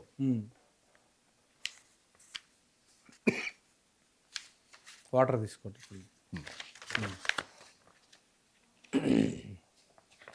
తెలంగాణ ప్రజలు ఇవన్నీ తెలుసుకోవాలి, ఎందుకంటే ఈ విషయాలన్నీ ఎవరు చెప్పడం లేదు. వాస్తవానికి ఏం జరిగింది అనేటువంటి అంశాలు ఇవన్నీ కూడా కొంత కూలంకషంగా అర్థం చేసుకొని 10 మందికి చెప్పేటువంటి అంశాలు. చెప్పండి sir. Special chief secretary Telangana, ఇది 17th మీటింగ్. ఇది ఎప్పుడు జరిగిందంటే డేటు 10th May 2023. ఓకే, 23లో జరిగింది, 22లో జరిగింది, అది 22లో 10th May, same correct 1 year తర్వాత 2023. అంటే ఎన్నికల కొద్ది రోజుల ముందు అన్నమాట. ఒక 6 మామూలు ఎన్నికలు అయినాయి. ఇది మేలో జరిగింది. మేలో ఎందుకు జరుగుతుంది అంటే వాటర్ ఇయర్ స్టార్టింగ్ కాబట్టి అవుతుంది కాబట్టి. స్టార్టింగ్ లో మనం మేలో జూన్లో బహుశా ప్రతి సంవత్సరం ఈ నెలలోనే బోర్డు మీటింగ్ జరుగుతుంది. షేరింగ్ ఆఫ్ వాటర్ కి సంబంధించిన చర్చ జరుగుతుంది. సో ఇది మే లో జరిగింది కాబట్టి దీంట్లో రాస్తాడు. స్పెషల్ సెక్రటరీ ఆర్గ్యుమెంట్ చేస్తాడు. మన సెక్రటరీ రజత్ కుమార్ ఇక్కడ కూడా. Special chief secretary Telangana stated that Telangana refused to give consent for 66:34 arrangements earlier also. Since these projects of Telangana state namely SLBC, Kalvakurti, Nettempadu with an allocation of 40, 45 and 25 TMC respectively, in total of 105 TMC are functioning, and no allocation has been made even at this moment within 75% dependability flows. అంటే tribunal నుంచి ఇంకేం allocation జరగలే, but ఇవి వినియోగంలో ఉన్నాయి. Further he stated that Telangana has already approached the KWDT2 regarding these projects, and these 3 projects are in basin projects. 100% in basin projects avi. And approved before bifurcation of Andhra Pradesh. Andhra Pradesh bifurcation munde grounding aina project lavi. Further he expressed his apprehension that in view of the notification of jurisdiction, these projects may not get water allocation. And cheptu in continuation, he further stated that the ratio of 66:34 is an ad hoc allocation and it does not make any legitimacy. Daniki em sanctity ledu. The ad hoc arrangement of 66:34 has nothing to do with KWDT1. Bachao tribunal team tho em sambandham ledu daniki. This was done on the basis of analysis of administrative officers present at that meeting at that time at New Delhi during 18-19 June 2015 as per requirements of the state of AP and newly formed TS. This working arrangement was made for 1 year only. Now the government of Telangana demands 50-50 sharing ratio at 75% dependability for the working projects in TS. అని చెప్తూ ఇంకో మాట అంటాడు శంకరన్న. Further he stated that KRMB has not empowered to take any decision without consensus. ఇంతకుముందు తన discretionary power ఉపయోగించారు కదా మీరు, ఆ రేషియో కంటిన్యూ చేస్తున్నాడు కదా, నీకు హక్కు లేదు, నీకు అధికారం లేదు చట్టం ప్రకారం. అంటే బోర్డు చైర్మన్ కూడా 2 రాష్ట్రాల మధ్య కన్సెన్సస్ లేకపోతే నీకు నువ్వు రేషియో నిర్ధారించడానికి వీల్లేదు, యు ఆర్ నాట్ ఎంపవర్డ్ అని చెప్తున్నాడు. He stated that KRMB is not empowered to take any decision without consensus. As there is no consensus, the matter has to be referred to central government and then to Apex Council if required to seek fair resolution on the issue of water sharing. నీకు అధికారం లేదు నాయన, నువ్వు నీకేమన్నా ఉంటే కనుక నువ్వు కేంద్ర ప్రభుత్వానికి నివేదించు, కేంద్ర ప్రభుత్వం అవసరం అనుకుంటే అపెక్స్ కౌన్సిల్ నివేదిస్తుంది, అంతే తప్ప నువ్వు రేషియో నిర్ధారించడానికి డిస్క్రిప్షన్ పవర్ లేదు, నీ డిస్క్రిప్షన్ పవర్ నీకు చేయడానికి లేదు, యు ఆర్ నాట్ ఎంపవర్డ్ అని చెప్పి రాస్తున్నాను. అయిందా? ఈ తర్వాత మొదటిసారిగా చైర్మన్ ఈ did not dare to take any ratio లేకుండా మొదటిసారిగా మినిట్స్ రిలీజ్ అయినాయి. ఏం రాసినారు చెప్తాను. 17వ బోర్డు మీటింగ్ 2023లో without ratio minutes were issued. ఏమన్నారంటే after detailed deliberations the board decided to refer the matter to DOWR అంటే department of water resources for decision in the apex council. మళ్ళీ చదువుతాం. After detailed deliberations the board decided to refer the matter to DOWR for decision by the Apex Council. Further, board expressed that In the absence of consensus of sharing of water for the current year 2023-24, working arrangement can be made by the 3-member committee okay according to the water requirements of both the states as and when required. Oh nice. Without any ratio. So ratio 3-member కమిటీలో మన రెండు రాష్ట్రాల indents ని పరిశీలిస్తారు. రిజర్వాయర్లో ఉన్న water అవైలబిలిటీని దృష్టిలో పెట్టుకొని ఆ ఇండెంట్స్ ని ఎవరికి ఎంత ఇవ్వాలని నిర్ణయిస్తారు అనేది మాత్రమే పేర్కొన్నారు తప్పితే ఈ రేషియో ప్రకారం షేరింగ్ ఉంటుందని చెప్పి ఎక్కడ మాట్లాడలేదు. Okay so this is the fighting మనం సాధించిన విజయం ఇది. ఓకే దీని తర్వాత తెలంగాణ కేసీఆర్ ప్రభుత్వం పడిపోయింది, అధికారం పోయింది. 2024లో బోర్డు మీటింగ్ ఎవరి ఆధ్వర్యంలో జరిగింది? ఆంధ్రప్రదేశ్ మధ్య తెలంగాణ మధ్య. అవును, అంటే కాంగ్రెస్ ప్రభుత్వం వచ్చిన తర్వాత, ఇప్పుడున్న ప్రభుత్వం వచ్చిన తర్వాత 2024లో జరిగింది.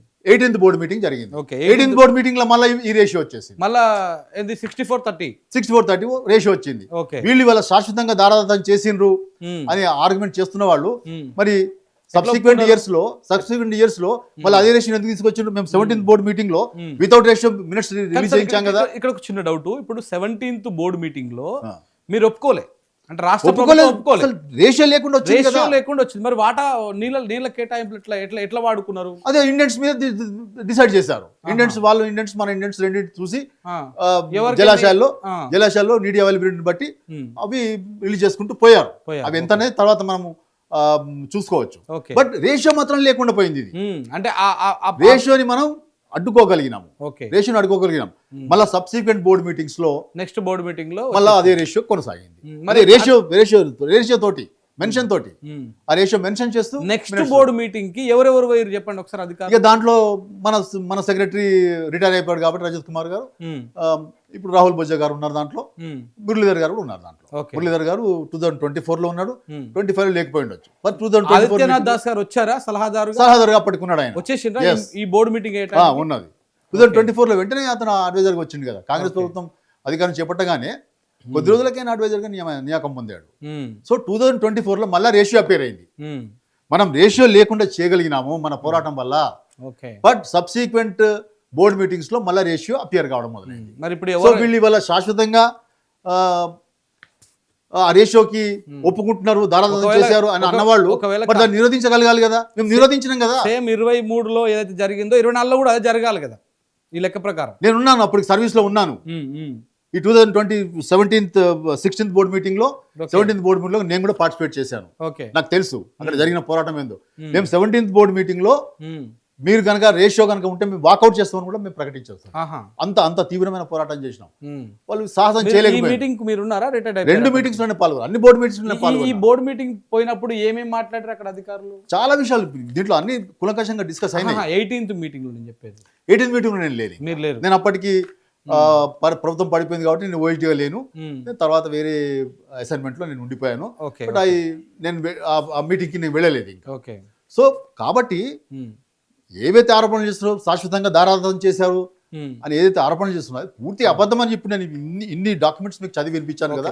ఎక్కడైనా కూడా శాశ్వత ప్రాతిపదికన మనము ఆంధ్రప్రదేశ్కి 512, తెలంగాణకి 299 రాసుకున్న సందర్భాలు ఏ డాక్యుమెంట్లు ఉన్నాయా?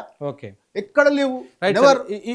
ఇది కేఆర్ఎంబిలో మీరు కొట్లాడుతూ ఉన్నారు. బోర్డులో మన నిష్పత్తిని పెంచుకోవడం కోసం, మన వాటాను 50% చేసుకోవడం కోసం కొట్లాడుతాం. ఇదొకటి అయింది కదా. మరి సుప్రీంకోర్టులో జరుగుతున్న కేసు అది ఎక్కడి వరకు వచ్చింది? సుప్రీంకోర్టులో చెప్తా వినండి. ఇదేమైందంటే మధ్యలో 2020 వచ్చింది. 2020లో అపెక్స్ కౌన్సిల్ ఇది అక్టోబర్ 6th నాడు జరిగింది. 2020 అక్టోబర్ 6th ఈ అపెక్స్ కౌన్సిల్ మీటింగ్ ఏ కారణంగా వచ్చిందంటే రాయలసీమ లిఫ్టిగేషన్ స్కీమ్ మీద మనము, మన పాలమూరు రంగారెడ్డి మీద వాళ్ళు పరస్పరం కంప్లైంట్ చేసుకునే ఒక దశ వచ్చింది కాబట్టి ఈ రెండింటిని పరిష్కరించుకుందాము, ఇక ఉద్రిక్తలు పెరిగిపోతున్నాయి అనే అంశం మీద కేంద్ర ప్రభుత్వం చొరవ తీసుకొని అపెక్స్ కౌన్సిల్ రెండో అపెక్స్ కౌన్సిల్ మీటింగ్ పెట్టింది. సో అక్టోబర్ 6th నాడు జరిగింది ఇది. అప్పుడు కరోనా ఉంది కాబట్టి ప్రత్యక్షంగా మనం కూర్చొని చేయలేకుండా వాళ్ళు ఢిల్లీలో కూర్చున్నారు, ఆంధ్రప్రదేశ్ వాళ్ళు అమరావతిలో కూర్చున్నారు, మేము హైదరాబాద్ లో కూర్చున్నాం ప్రగతి భవన్ నుంచి. సో జూమ్ మీటింగ్ జరిగింది. సో జూమ్ మీటింగ్ లో చాలా స్పష్టంగా మన మంత్రిగా తర్వాత సీఎంగా ఇరిగేషన్ శాఖ సీఎంఏ గారు కాబట్టి ఆయన ఎంత గట్టిగా వాదించాడు. నేను ప్రత్యక్ష సాక్షిగా చెప్తున్నాను, ఇవన్నీ కూడా నేను గాలి మాటలు చెప్తలేను. ఆ మీటింగ్ లో నేను కూడా ఉన్నాను కాబట్టి ప్రత్యక్ష సాక్షిగా ఆయన ఆ పోరాటం ఎంత తీవ్రంగా చేసిందంటే మాకు ఈ అడాక్ అరేంజ్మెంట్స్ గీయడంతో పనికిరావు, ఇంకా మేము 2014లో వేసిన కంప్లైంట్ ఇప్పటిగా పరిష్కారం కాలేదు, ట్రిబ్యునల్ వేయండి అని ఇప్పటిదాకా 100 సార్లు మేము చెప్పినాము, లేఖలు రాసినాము, పర్సనల్గా మోడీ గారికి రాసినాము, మీకు రాసినాము. అంటే అప్పుడు గజేంద్ర సింగ్ షెకావత్ ఆ కమిటీకి అపెక్స్ కౌన్సిల్కి అధ్యక్షుడు ఆయన, కేంద్ర మంత్రిగా. మీకు రాసాము, ఎన్ని లేఖలు రాసినా జల్ శక్తి మంత్రి పట్టించుకోవడం లేదు, మాకు అన్యాయం జరుగుతుంది, అడాక్ అరేంజ్మెంట్స్ ఇంకా ఎంతకాలం కొనసాగించాలి, మాకు ట్రిబ్యునల్ ద్వారా పరిష్కారం చేయించండి, మాకు కంప్లైంట్ సెక్షన్ 3 కింద రిఫర్ చేయండి. సెక్షన్ 89 ప్రకారం ఏదైతే విచారణ జరుగుతుందో, ఏది ఆంధ్రప్రదేశ్ విభజన చట్టం సెక్షన్ 18 ప్రకారం విభజన జరుగుతుందో, విచారణ జరుగుతుందో, ఆ విచారణ ద్వారా న్యాయం జరగదని చెప్పి మేమే కాదు, ట్రిబ్యునల్ చైర్మన్ గారు చెప్తున్నారు, నాకు దీంట్లో పునఃపంపిణీ చేయడానికి అవకాశాలు లేవు, నాకు టర్మ్స్ ఆఫ్ రిఫరెన్సెస్ లో పునఃపంపిణీ చేయమని అడగలేదు, కేవలం ప్రాజెక్ట్ వైజ్ అలొకేషన్స్ మాత్రమే చేయమన్నారు. కాబట్టి ఈ టీఆర్ కింద సెక్షన్ 89 కింద నాకు పరిమితి ఏంటంటే నేను ప్రాజెక్ట్ వైజ్ అలొకేషన్స్ మాత్రమే చేస్తాను, కానీ పునఃపంపిణీ చేయలేను అని చెప్పి చాలాసార్లు విచారణ సందర్భంగా కొన్ని ఇంటర్వ్యూ ఆర్డర్స్ లో కూడా అతను పేర్కొన్నాడు. అవన్నీ ఉటంకిస్తూ జడ్జి గారే స్వయంగా చెప్తున్నాడు, నేను నాకు పరిమితులు ఉన్నాయి దీంట్లో, ఈ సెక్షన్ 18 విచారణలో నేను మీకు పంపిణీ చేయలేను అని అంటున్నాడు. కాబట్టి ఈ నేపథ్యంలో మాకు సెక్షన్ 3 రిఫరెన్స్ కావాలి తప్పనిసరిగా, అది వస్తే తప్ప మాకు న్యాయం జరగదు. మేము పోరాటం చేసి తెలంగాణ సాధించుకున్నది నీళ్ళ కోసం, నీళ్ళలో న్యాయం కోసం. న్యాయం జరగకపోతే మేము 10 ఏళ్ళైనా కూడా 8 ఏళ్ళైనా కూడా ఇంకా మాకు నీటి పంపిణీ జరగకపోతే, మా నీటి బాటా ఏందో మాకు తేల్చకపోతే మేము ప్రాజెక్టులు ఎప్పుడు కట్టుకోవాలి? మాకు పాలమూరు రంగారెడ్డికి నీళ్లు లేవు, ఎస్ఎల్బిసికి నీళ్లు లేవు, డిండి ప్రాజెక్ట్ నీళ్లు లేవు, కల్వకుర్తికి లేవు, ఇన్ బేసిన్ ప్రాజెక్ట్స్ అవన్నీ కూడా వాటికి నీటి కేటాయింపులు లేవు. కాబట్టి తక్షణమే మీరు సెక్షన్ 3 రిఫరెన్స్ చెయ్యండి ట్రిబ్యునల్కి అని చెప్పి పదే ఒత్తిడి పెట్టాడు. ఒత్తిడి పెడితే ఆ ఒత్తిడికి షెకావత్ గారు అంగీకరించక తప్పలేదు, వేస్తాము, కానీ మీరు ఏం చేయాలంటే మీకు 2 అంశాలు ఉన్నాయి. ఒకటి, సుప్రీంకోర్టులో మీరు వేసిన కేసు ఉంది, సబ్జుడిస్ ఉంది కాబట్టి 2015లో వేసిన కేసు ఉంది కాబట్టి అది విత్డ్రా చేసుకోండి, మొదటి కండిషన్. తర్వాత ఎందుకు అది విత్డ్రా చేసుకోకుండా వీళ్ళు వేయలేరా? ఇట్లా వేయొచ్చు, నిజానికి వేస్తే అది ఇన్ఫ్రాస్ట్రక్చర్ అయిపోతుంది. మేమే పోయి అడుగు చెప్తాం, సార్ ఇక మా గ్రీవెన్స్ తీరింది, సెక్షన్ 3 కింద ట్రిబ్యునల్ రిఫర్ చేశారు కాబట్టి ఈ కేసు అవసరం లేదు ఇంకా అని చెప్తే కేసు మూసేస్తుంది, సుప్రీంకోర్టు దానికి అదే మూసేస్తుంది, దానికి ఏం అడ్డంకి లేదు. కానీ వాళ్ళు ఏదో దానికి ఏదో ఒకటి చెప్పాలి కాబట్టి, ఒక అడ్డంకిని క్రియేట్ చేయాలి కాబట్టి సుప్రీంకోర్టులో కేసు ఉంది, మీరు వేసింది, అది ఉండగా మేము నిర్ణయం తీసుకోలేము, మీరు విత్డ్రా చేసుకోండి అన్నారు. విత్డ్రా చేసుకోండి అనగానే మేము వెంటనే పిటిషన్ ఫైల్ చేసాం. పిటిషన్ ఫైల్ చేస్తే దానికి కూడా మళ్ళీ అడ్డం పడ్డారు ఆంధ్రప్రదేశ్ వాళ్ళు. అంటే విత్డ్రా పిటిషన్ సుప్రీంకోర్టు అంగీకరించడానికి 6 నెలలు పట్టింది. చాలా విచిత్రం. మనం వేసిన పిటిషన్ ఎందుకు దానికోసం దాని ఆర్గ్యుమెంట్ జరిగినాయి, ఇంకా అందులో అర్థం లేదు. మేము వేసిన పిటిషన్ విత్డ్రా చేసుకోవడానికి వెనక్కి తీసుకుంటాం అంటే కూడా అడ్డం పడ్డారు. 6 నెలలు పట్టింది దానికి. సుప్రీంకోర్టు అనుమతించడానికి విత్డ్రా పిటిషన్ ని అనుమతించడానికి అర్థమవుతుంది. అంటే ఎక్కడ ఇది సెక్షన్ 3 కింద రెఫరెన్స్ చేస్తే కొత్త ట్రిబ్యునల్ వీళ్ళకి వాటా వెళ్ళిపోతే మాకు దాన్ని అది సెక్షన్ 18 కింద జరగాలని వాళ్ళ కోరిక. ఆంధ్రప్రదేశ్ యొక్క కోరిక ఏంటంటే ఇప్పుడు కూడా వాదిస్తున్నారు వాళ్ళు, సెక్షన్ 18 కిందనే జరగాలి, ఎందుకంటే అందులో పునఃపంపిణీ అంశం లేదు కదా, ప్రాజెక్ట్ వైజ్ అలొకేషన్స్ మాత్రం. చట్టంలో విభజన చట్టంలో సెక్షన్ 89 కింద పెట్టినప్పుడు ఎందుకు మీరు సెక్షన్ 3 గురించి అప్పుడు అడగలేకపోయారు ఉద్యమకారులు? నిజంగా ఇది చాలా ఇంపార్టెంట్ పాయింట్. సెక్షన్ 89 కింద విచారణలో మనకు న్యాయం జరగదనే సంగతి మనకు తెలిసిపోతుంది, అప్పుడే ఆనాడే తెలుసు మనకు. విభజన చట్టంలో పెట్టినప్పుడు ఇవే కాదు, చాలా తప్పులు ఉన్నాయి దాంట్లో, చాలా లోపాలు ఉన్నాయి. ఆ లోపాలను ఎత్తి చూపించి మనం సవరణలు అడిగే స్థితిలో లేము అక్కడ. అది లాస్ట్ సెషన్, అవును, parliament last session, parliament last session కాబట్టి మనం ఇప్పుడు సవరణల మీద పట్టుబడితే అసలు చట్టం ఆమోదం కాకుండానే పోతుందేమో అనే భయం అనమాట. వాళ్ళు చెప్పింది అదే, మీకు సవరణలు కావన్నా లేదంటే చట్టం ఆమోదం కావాలన్నా ఏదో ఒకటి తెలుసుకోండి, తెలంగాణ కావాలన్నా ఈ చట్ట సవరణ కావాలన్నా అని అడిగితే మనం ఏమంటాం, తెలంగాణ కావాలన్నా, బిల్లు ఆమోదం కావాలని కోరుకుంటాం కదా. కాబట్టి తప్పనిసరి పరిస్థితులలో ఆ లోపాలతోటే బిల్లుని ఆమోదించుకోవాల్సిన పరిస్థితి వచ్చింది. అంటే ఈ 299 టీఎంసీ కూడా కాంగ్రెస్ ప్రభుత్వం ఆనాడు అధికారంలో ఉన్న కాంగ్రెస్ ప్రభుత్వం చట్టాన్ని ఆంధ్రప్రదేశ్ అనుకూల చట్టంగా తయారు చేసింది. ఆ రోజు చట్టంలోనే సెక్షన్ 3 కింద విచారణ జరగాలని చెప్పి పేర్కొని ఉంటే ఇప్పటికి పరిష్కారం అయిపోతుండే, మన వాటా మనకు వస్తుండే. కానీ వాళ్ళు ఏం చేసిండ్రు, సెక్షన్ 89 ఒకటి ఇరికిచ్చింది. దాంట్లో సెక్షన్ 89 ఇరికిచ్చేసి అందులో పునఃపంపిణీ అంశం లేదు. అవును, ఏమన్నారు, ప్రాజెక్ట్ వైజ్ అలొకేషన్ మాత్రమే అన్నారు. ప్రాజెక్ట్ వైజ్ అలొకేషన్ చేస్తే ఏమైతుంది, ఉన్న ప్రాజెక్టులకి వాడు చూస్తాడు మనకు 299లో ఎంతో గంతే వస్తుంది, ఇంకేం రాదు, ఎక్కువేం రాదు. పునఃపంపిణీ అడిగితే వాడు నేను చేయను అన్నాడు, నాకు పరిమితి ఉంది అన్నాడు. అంటే ఇప్పుడు నేను ఒక్క నిమిషం చెప్తా సార్, ఈ 299 తీగని లాక్కుంటా పోతా ఉంటే ఎక్కడ బచావత్కా నుంచి మొదలు పెడితే చట్టం దగ్గర మనం చట్టం దగ్గరకు పోవాల్సి వస్తుంది. చట్టంలో వీళ్ళు ఎందుకు పెట్టలేదండి? సెక్షన్ 3 ప్రకారం విచారణ జరగాలి, పునఃపంపిణీ జరగాలనే అంశం ఎందుకు పెట్టలే? అంటే ఈ 299 ద్రోహులు మోసం చేసింది కాంగ్రెస్ పార్టీ, ఎందుకు పెట్టలేదని అంటే అక్కడ ఆంధ్రప్రదేశ్ అనుకూల చట్టం తయారు చేయాలి కాబట్టి, వాళ్ళని కూడా సంతృప్తి పరచాలి కాబట్టి. ఓకే. తర్వాత ఇంకొకటి దాంట్లో డ్రాఫ్ట్ బిల్ ఇక్కడికి వచ్చినప్పుడు మేము అందరం చూసినాం కదా, డ్రాఫ్ట్ బిల్ చర్చకు వచ్చినప్పుడు షెడ్యూల్ 11 లేదు.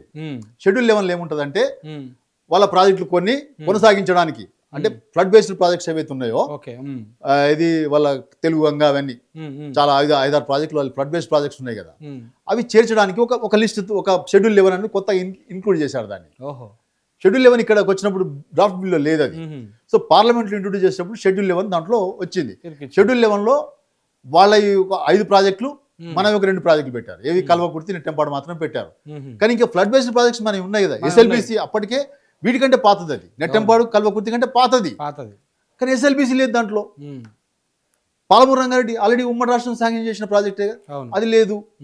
డిండి ప్రాజెక్ట్ ఉమ్మడి రాష్ట్రంలో శాంక్షన్ అయింది కదా, ఆ ప్రాజెక్టు పెట్టలేదు. అంటే షెడ్యూల్ 11 కూడా ఇన్కంప్లీట్ గా పెట్టేశారు. అవన్నీ లోపాలు మనకు తెలుసు అప్పటికే. సవరణలు అడుగుదామంటే సవరణలు అడిగితే మీకు చట్టం కావాలన్నా లేకపోతే ఇది సవరణలు కావాలన్నా, సవరణలకు పట్టుబడితే చట్టం ఆమోదం కాకుండా ఆగిపోతుందేమో అని ఒక భయం. ఇట్లా చట్టం లోపాలతోటే ఆమోదం పొందింది. సో ఈ 299, 512కు సంబంధించిన పునః పంపిణీ అనేది ఆ రోజు చట్టంలోనే పెట్టుంటే ఈ తిప్పలన్నీ ఉండకపోయేవి. స్పష్టంగా ట్రిబ్యునల్ సెక్షన్ 3 కింద విచారణ ప్రారంభించి ఉండేది. అది జరగలేదు. సో చట్టంలో కూడా లోపాలు జరిగింది. తర్వాత ఉమ్మడి రాష్ట్రంలో పంపిణీలో కూడా అన్యాయం జరిగింది. 6 నెలల తర్వాత మీరు విత్డ్రా చేసుకురు. ఇప్పుడు ఇక్కడ మనం సెకండ్ అపెక్స్ క్లోజ్ దగ్గరికి వద్దాం. సో కేసీఆర్ గారు చాలా స్పష్టంగా పట్టుబట్టి నాకు సెక్షన్ 3 రిఫరెన్స్ కావాల్సిందే అని చెప్పి పట్టుబడితే అప్పుడు షేకావత్ గారు మీరు విత్డ్రా చేసుకున్నా అని చెప్తే విత్డ్రా చేసుకున్నాం, పిటిషన్ పెట్టినాం. పిటిషన్ 6 నెలలకు అనుమతించిందండి supreme court.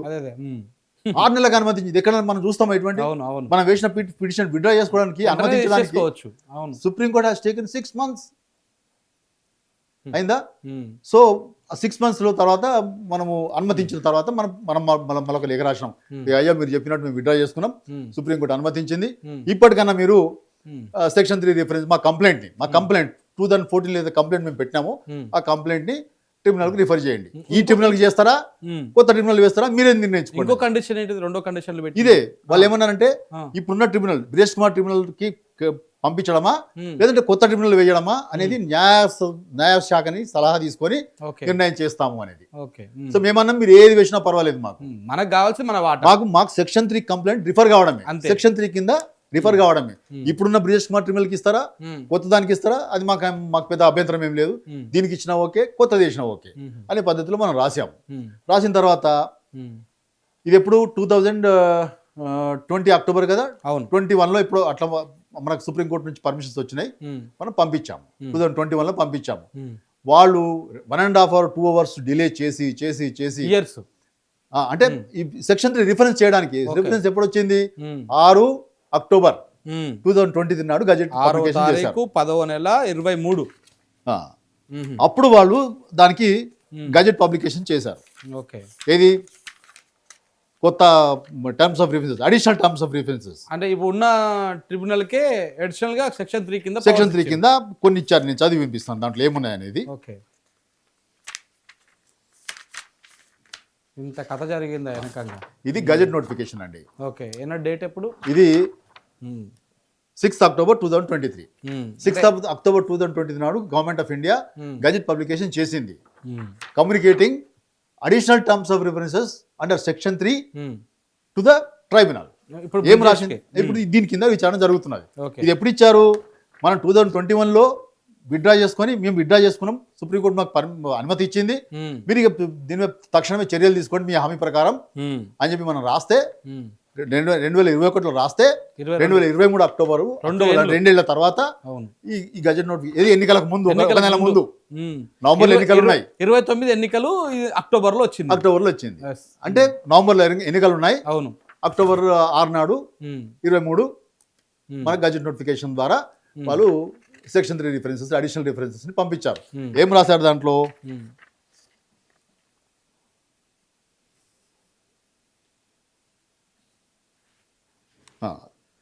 Shell distribute oblique allocate the Krishna waters between the two states of Telangana and the present state of Andhra Pradesh from the undivided share of erstwhile state of Andhra Pradesh. Undivided share అంటే 811. Okay. Undivided share of erstwhile state of Andhra Pradesh and the total undivided share of erstwhile state of Andhra Pradesh that may be considered for the purpose of this distribution allocation is as below. Okay. 811 TMC of overall allocation n block మళ్ళీ bracket రాశారు. Okay.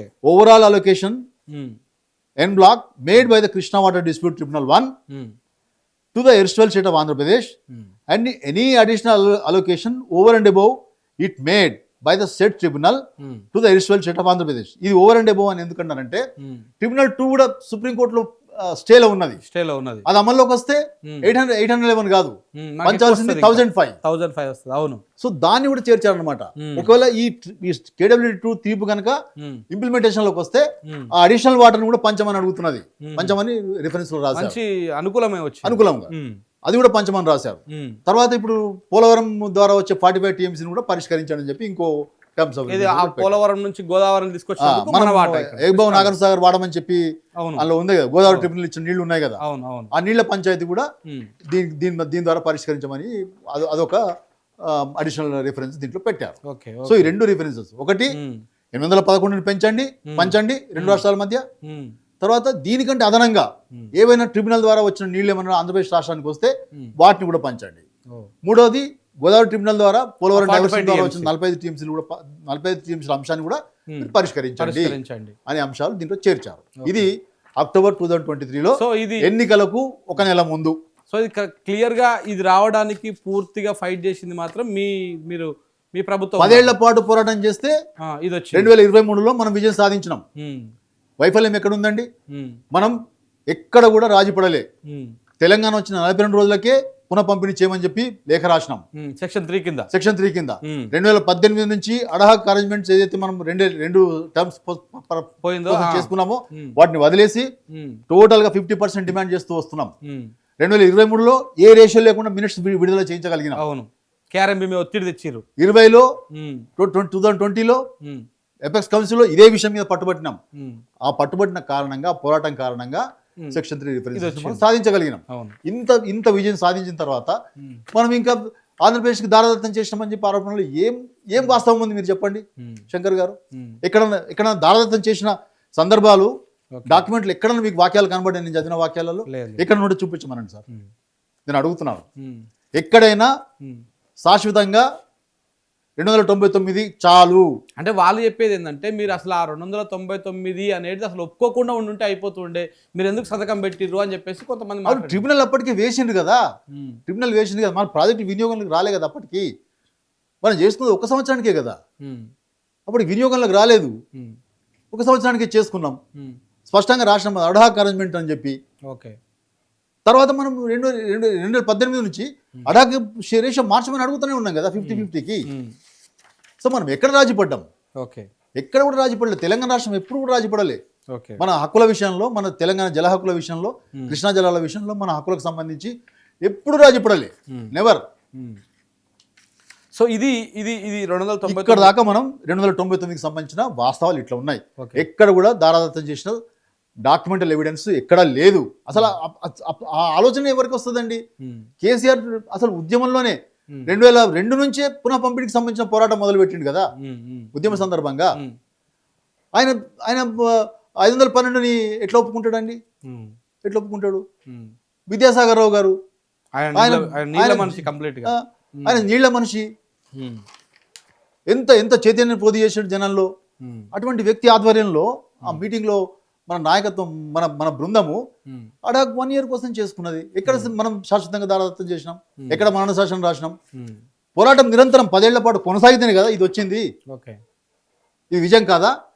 మరి మనం 299కి కావాలని మనం శాశ్వతంగా కావాలని అనుకుంటే ఈ పోరాటం అనేది ఎందుకు చేస్తామండి? ఈ గజెట్ ఎందుకు వస్తుందండి? ఇప్పుడు ఎంతవరకు వచ్చింది సార్? ఇప్పుడు ఈ సెక్షన్ 3 కింద అయింది. మన తెలంగాణ ఆర్గ్యుమెంట్స్ పూర్తి అయినాయి.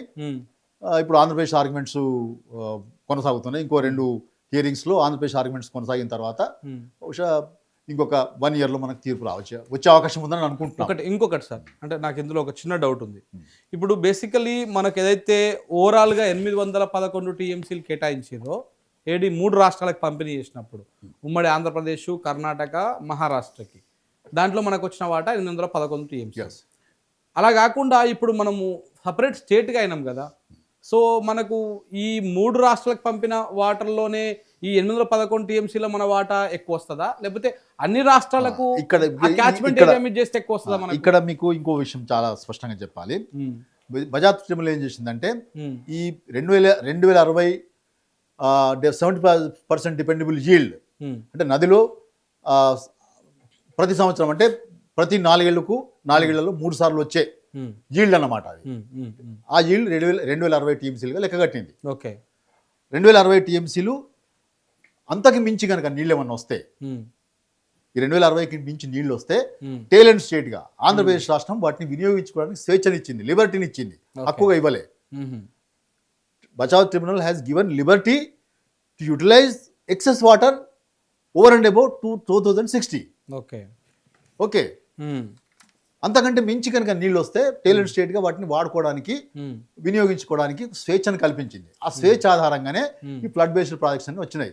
తెలుగంగ కానీ, వెలిగొండ కానీ, హంద్రీనీవా ప్రాజెక్ట్ కానీ, గాలేరు నగర్ కానీ, మన తెలంగాణలో ఎస్ఎల్బిసి, కల్వకుర్తి, నెట్టెంపాడు, తర్వాత ఇవన్నీ ఫ్లడ్ బేస్డ్, పాలమూరు రంగారెడ్డి, డిండి, ఇవన్నీ కూడా ఫ్లడ్ బేస్డ్ ప్రాజెక్ట్స్. ఎందుకు? ఫ్లడ్ మీద మనకు స్వేచ్ఛ ఉంది, వాటిని వాడుకోవడానికి స్వేచ్ఛనిచ్చింది కాబట్టి ఆ స్వేచ్ఛను ఆధారం చేసుకొని వాళ్ళు కొన్ని ప్రాజెక్టులు అటు రాయలసీమలో ఇటు తెలంగాణలో రూపకల్పన చేశారు. ఓకే, సో ఇందులో కూడా అన్యాయం ఏంటంటే విచిత్రంగా, ఇప్పుడు మనం ఇన్బేసిన్ ప్రాజెక్ట్స్ అండి, మన తెలంగాణ నల్గొండ, మహబూబ్నగర్, రంగారెడ్డి 3 జిల్లాలు 100% బేసిన్లో ఉండే బేసిన్లో ఉండే జిల్లాలు. ఇక్కడ మన ప్రాజెక్ట్స్ ఉన్నాయి, వాటికి 72 టీఎంసీలు కేటాయించి, మన ఇన్బేసిన్ ప్రాజెక్టులు 72 టీఎంసీలు కేటాయించి 150 టీఎంసీలు పెన్నా బేసిన్ ఉన్న ప్రాజెక్టులు పెన్నా బేసిన్ ఉన్న వాటికి, అంటే ఫ్లడ్ వాటర్స్ కేటాయించడంలో కూడా ఉమ్మడి రాష్ట్రం మనకు అన్యాయం చేసింది. మీరు గమనించాల్సిన విషయం. ఇక బ్రజేష్ కుమార్ దగ్గరకు వద్దాం. బ్రజేష్ కుమార్ ఏం చేసిందంటే, నేను చెప్పిన కదా, మనం ఆంధ్రప్రదేశ్ రాష్ట్రం కృష్ణా బేసిన్ కి చాలా తక్కువ కాంట్రిబ్యూషన్ మిగతా రాష్ట్రాలతో పోలిస్తే, మహారాష్ట్రతో కర్ణాటకతో పోలిస్తే మన కాంట్రిబ్యూషన్స్ తక్కువ, కాబట్టి వాళ్ళకి అసంతృప్తి ఉంది. అంటే కాంట్రిబ్యూషన్ అంటే వాటర్ తెచ్చే దాంట్లో వాటర్ కాంట్రిబ్యూషన్ మొత్తం కృష్ణా బేసిన్ లో క్యాచ్మెంట్ కూడా మనం తక్కువే. మొత్తం కృష్ణా బేసిన్ అంతా చూస్తే, తెలంగాణ ఆంధ్ర రాష్ట్రాల మధ్య చూస్తే మనం 68% లో ఉన్నాం, కానీ 3 రాష్ట్రాల మధ్య చూస్తే క్యాచ్మెంట్ కూడా మనం తక్కువే ఉన్నాం. కాంట్రిబ్యూషన్ మన నదికి ఇచ్చే కాంట్రిబ్యూషన్ కూడా తక్కువే, నీళ్ళని కూడా అక్కడి నుంచి వస్తాయి. సో వాళ్ళు ఏం చేసినట్టు, వాళ్ళకి అసంతృప్తి ఉంది, మేము కాంట్రిబ్యూట్ చేస్తున్న రాష్ట్రాలుగా మాకు తక్కువ లొకేషన్స్ వచ్చినాయి కాబట్టి ఓవరాల్ గా తీసుకున్నప్పుడు, కాబట్టి వాళ్ళు బ్రిజేష్ కుమార్ ట్రిబ్యునల్ ముందర ఏం వాదించిందంటే, ఈ ఫ్లడ్ వాటర్స్ వాళ్ళకి స్వేచ్ఛ ఎందుకు ఇచ్చారు, మాకు కూడా వాటికి వాటా ఇవ్వండి అని డిమాండ్ చేసినాయి. మాకు కూడా వాటా ఇవ్వండి, టైలెంట్ స్టేట్లుగా వీళ్ళకు ఇచ్చారు ఆ లిబర్టీని తీసేయండి, వాటిలో కూడా మాకు నీళ్ళు ఇవ్వండి అని చెప్పి కోరితే, బ్రిజేష్ కుమార్ ఏం చేసిందంటే, ఈ 75% డిపెండబిలిటీ ఏదైతే అలొకేషన్ బచావత్ ఇచ్చిండో వాటిని యథాతథంగా కొనసాగిస్తూ ఈ ఫ్లడ్ వాటర్స్ ని 2 కేటగిరీస్ గా మార్చాడు అన్నమాట. 65% డిపెండబిలిటీ అండ్ ఎవరేజ్ ఫ్లోస్ అని ఈ 2 కేటగిరీలు మార్చి ఆ నీటిని కూడా 2 రాష్ట్రాలకు పంచాడు. లిబర్టీ తీసేశాడు, ఆంధ్రప్రదేశ్ రాష్ట్రానికి ఉండే లిబర్టీని తీసేశాడు. లిబర్టీని తీసేసి ఈ ఫ్లడ్ వాటర్స్ కూడా, అదనపు జలాల్ని కూడా 3 రాష్ట్రాల మధ్య పంపిణీ చేస్తే మన ఆంధ్రప్రదేశ్ రాష్ట్రానికి 194, ఉమ్మడి రాష్ట్రానికి 174 టీఎంసీలు ఎక్కువ వచ్చినాయి. కాబట్టి మన టోటల్ ఏమైంది, 811 నుంచి 1005 అయింది. ఓకే, సో ఈ 1005 మీద కేసు ఉందా ఇప్పుడు సుప్రీంకోర్టులో? అయితే ఇప్పుడు ఈ స్వేచ్ఛను తీసేసిన వల్ల అగ్రీడ్ పార్టీగా ఆంధ్రప్రదేశ్ రాష్ట్రం ఏం చేసిందంటే, ఈ తీర్పు మీద బ్రిజేష్ కుమార్ ఇచ్చిన తీర్పు మీద సుప్రీంకోర్టులో పెట్టి దాని మీద స్టే తీసుకొచ్చింది. సో తెలంగాణ రాష్ట్రం ఏర్పడిన తర్వాత మనకు కూడా కొన్ని గ్రీవెన్సెస్ ఉన్నాయి కాబట్టి, మన ప్రాజెక్టులకి అదనం జలాలు ఇవ్వకుండా మళ్ళీ తెలుగంగకి 25 టీఎంసీలు అట్లా వాళ్ళ ప్రాజెక్టులకే కేటాయింపులు జరిగినాయి. సో దాని మీద మన గ్రీవెన్సెస్ తోటి మనం కూడా దాంట్లో ఇంప్లీడ్ అయ్యాం తెలంగాణ రాష్ట్రం వచ్చిన తర్వాత. సో సుప్రీంకోర్టులో ఇప్పుడు ఈ బ్రిజేష్ కుమార్ ట్రిబ్యునల్ తీర్పు మీద ఇంకా స్టే ఉంది, దాని అమల్లోకి రాలేదు. ఇప్పటికి కూడా బచావ్ ట్రిబ్యునల్ అమల్లో ఉంది. బచావ్ ట్రిబ్యునల్ అమల్లో ఉంది. సో ఈ దీంట్లో అడిషనల్ టీఆర్లో ఆ నీళ్లు కనుక వస్తే 1005. ఆ నీళ్లు కనుక వస్తే సుప్రీంకోర్టు దాన్ని పరిష్కరిస్తే కనుక ఒక బ్రిజేష్ కుమార్ ట్రిబ్యునల్ KWT2 తీర్పు అమల్లోకి వస్తే కనుక మన ఉమ్మడి రాష్ట్రానికి 1005 వస్తాయి కాబట్టి 1005 లో కూడా నీటి పంపకాలు చేయాలి అనేది దీంట్లో ఉంది. భవిష్యత్తులో రాబోతుందనే ఊహాగానంతో. సో అక్కడ ఇప్పుడు స్టే ఉంది కనుక మనకు KWT2 అనేది అమల్లోకి రాలేదు. సో అయినా కూడా ఇప్పుడు దీని ప్రకారం అవి వస్తాయని అది పరిష్కారం అయితే అనే భావనతోటి 1005 కూడా పంచమని దీంట్లో రాశారు. సో మనం ఈ ట్రిబ్యునల్ వచ్చింది, ఈ జీవో ఇది వచ్చిన తర్వాత ట్రిబ్యునల్ రిఫరెన్సెస్ వచ్చిన తర్వాత మళ్ళా స్టేట్మెంట్ ఆఫ్ కేసు మళ్ళీ ఫ్రెష్ గా ఫైల్ చేయాల్సి వచ్చింది. ఆ స్టేట్మెంట్ ఆఫ్ ఫైల్ కేసులో మనం 763 TMCలు మన కేటాయింపులు జరగాలని మనం కోరినాం. అక్కడ 763 TMCలు. అంతకుముందు ఎంత 575 అడిగినాము. ఇది ఈ రిఫరెన్సెస్ రాకముందు ఈ రిఫరెన్సెస్ వచ్చిన తర్వాత 763 TMC అడిగాము. మనకు మొత్తం రావాలి 1005 లో. సో అది ఇప్పుడు విచారణ ఉన్నది. విచారణ తుది దశకు చేరుకున్నది. తెలంగాణ తరపున ఆర్గ్యుమెంట్స్ పూర్తయినాయి. సరే, ఇప్పుడు ఇంకొక చిన్న డౌట్, అంటే చిన్నగా చెప్పండి, బ్రీఫ్ చేసి చెప్పండి. ఇప్పుడు ఆల్రెడీ ఏదైతే బ్రిజేష్ కుమార్ ట్రిబ్యునల్ ఇచ్చినటువంటి తీర్పు అయితే 1005 TMCల మీద కోర్టు స్టే ఉందో, ఇప్పుడు మరి అది స్టే ఉన్నది. మళ్ళీ ఇప్పుడు ఈ బ్రిజేష్ కుమార్ ట్రిబ్యునల్కి ఈ సెక్షన్ 3 కింద మనకు రెండు రాష్ట్రాల మధ్య అవి దాంట్లో మిగతా రాష్ట్రాలు లేవు. ఈ పంపకాలు అనేది 811 లేదా 1005 ఉమ్మడి రాష్ట్రానికి కేటాయించిన నీళ్ల పంచాయతీ మాత్రమే ఇది. సో దాంతో కర్ణాటక మహారాష్ట్రకి సంబంధించిన అంశాలు ఏమి ఉండవు. సో అయితే అవి పిక్చర్ లోకి రావు. ఇప్పుడు ఈ గెజెట్ ప్రకారం మనకు ఏమి ఇబ్బంది లేకుండా ఇబ్బంది లేదు. మన రెండు రాష్ట్రాల మధ్యనే ఉమ్మడి రాష్ట్రానికి కేటాయించిన నీళ్ళని తెలంగాణకి ఎంత, ఆంధ్రకి ఎంత అనేది నిర్ధారించాలి. ట్రిబ్యునల్ యొక్క పని అంతే. ఈ 299 TMCల మీద క్లారిటీ వచ్చింది కదా. ఎక్కడైనా మీకు ఆంధ్రప్రదేశ్ కి 512 TMCలు దారాదత్తం చేశారు శాశ్వతంగా అని ఎక్కడన్నా ఇన్ని డాక్యుమెంట్లు చదివి వినిపించండి ఎక్కడ ఉందా? మరి వాస్తవాలు ఏందో మీ ప్రేక్షకులు గమనించాలి. నిజంగా అంటే ఇంత కూలంకషమైనటువంటి చర్చ అయితే ఎప్పుడు జరగలేదు. అంటే మీలాంటి వాళ్ళు అంటే అది ఎంతటి అబద్ధ ప్రచారం అనేది ఇప్పుడు క్లారిటీ ఇచ్చిన నేను అనుకుంటున్నాను. 100% ప్రేక్షకులకు ఈ విషయం బాగా అర్థమైందని నేను అనుకుంటున్నాను. Right sir. ఇంకొక అంశం సార్, ఇప్పుడు ఇది అయిపోయిన తర్వాత ఇప్పుడు ఇంకొకటి, ఇప్పుడు 299 TMCల మీద మీరు చాలా క్లారిటీ ఇచ్చారు, క్లారిఫికేషన్ ఇచ్చారు. ఎందుకంటే మీరు మొత్తము స్టార్టింగ్ నుంచి ఎండింగ్ దాకా మీరు ఆ విషయాలన్నీ కొన్ని చూసిరు, మీరు ప్రత్యక్షంగా కొన్ని మీటింగ్లో పార్టిసిపేట్ చేసిరు కాబట్టి వచ్చింది. అసలు ఈ పాలమూరు రంగారెడ్డి పంచాయతీ ఇప్పుడు ఇంకో కొత్త పంచాయతీ వచ్చింది.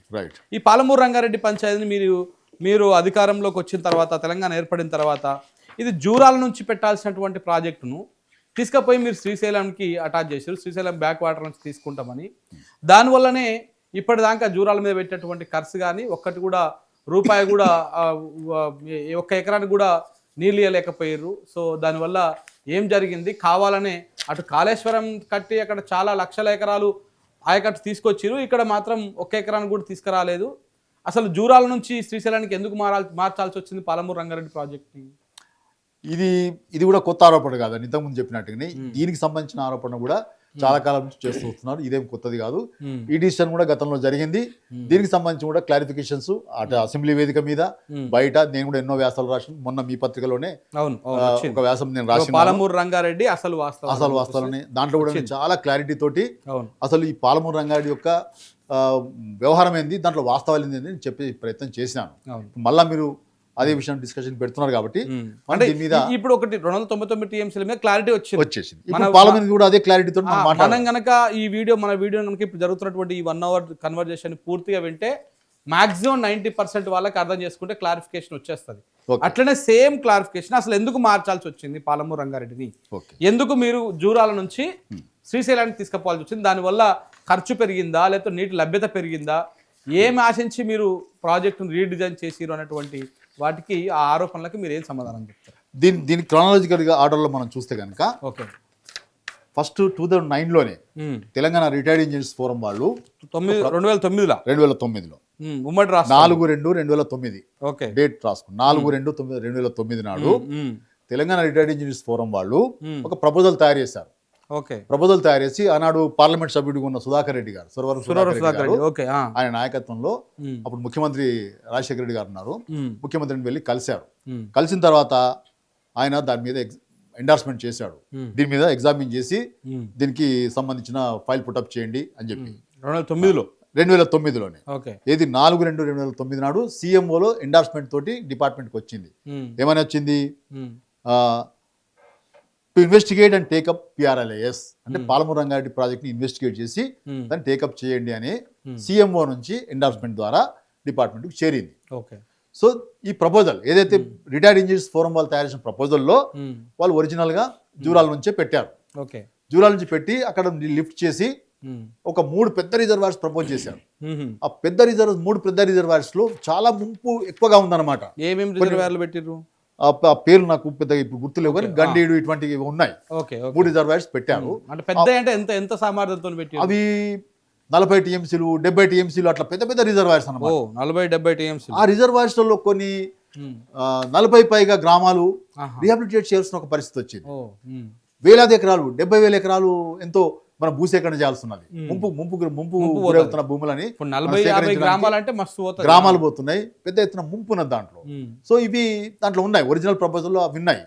సో ఇవి దీనికి సంబంధించి 2009లో రిఫరెన్స్ గవర్నమెంట్ డిపార్ట్మెంట్కి వచ్చినా కూడా 2013 దాకా దీని మీద చడి లేదు, చప్పుడు లేదు, అటకెక్కిచ్చేసారు. ఇంకా దసరా అటకెక్కింది. ఎన్నికలకు ముందు 2013 ఆగస్టులో అప్పుడు కిరణ్ కుమార్ రెడ్డి గారు ఇక ఎన్నికలకు పోతున్నారు కాబట్టి అప్పట్లో రాజశేఖర రెడ్డి గారు ఓకే చెప్పారు కానీ దాని పెద్దగా ఎక్కడ ఇక అది అటకెక్కింది. రాజశేఖర రెడ్డి గారికి కూడా కృష్ణా బేసిన్ లో ఏ ప్రాజెక్టు తెలంగాణకు శాంక్షన్ చేసే ఉద్దేశం లేకుండా ఆయన కృష్ణ అయితే క్లోజ్డ్ మ్యాటర్ అని అన్నాడు ఆయన. మన పునఃపంపిణీకి సంబంధించిన బాలగోపాల్ ఆధ్వర్యంలో హరగోపాల్ గారి ఆధ్వర్యంలో ఒకసారి ఆయన కలిస్తే కృష్ణ అయితే క్లోజ్డ్ మ్యాటర్, దానికి ఇంకేం దాంట్లో చేసేది ఏం లేదని చెప్పి వాళ్ళ పునఃపంపిణీ డిమాండ్ ని తిరస్కరించాడు ఆయన.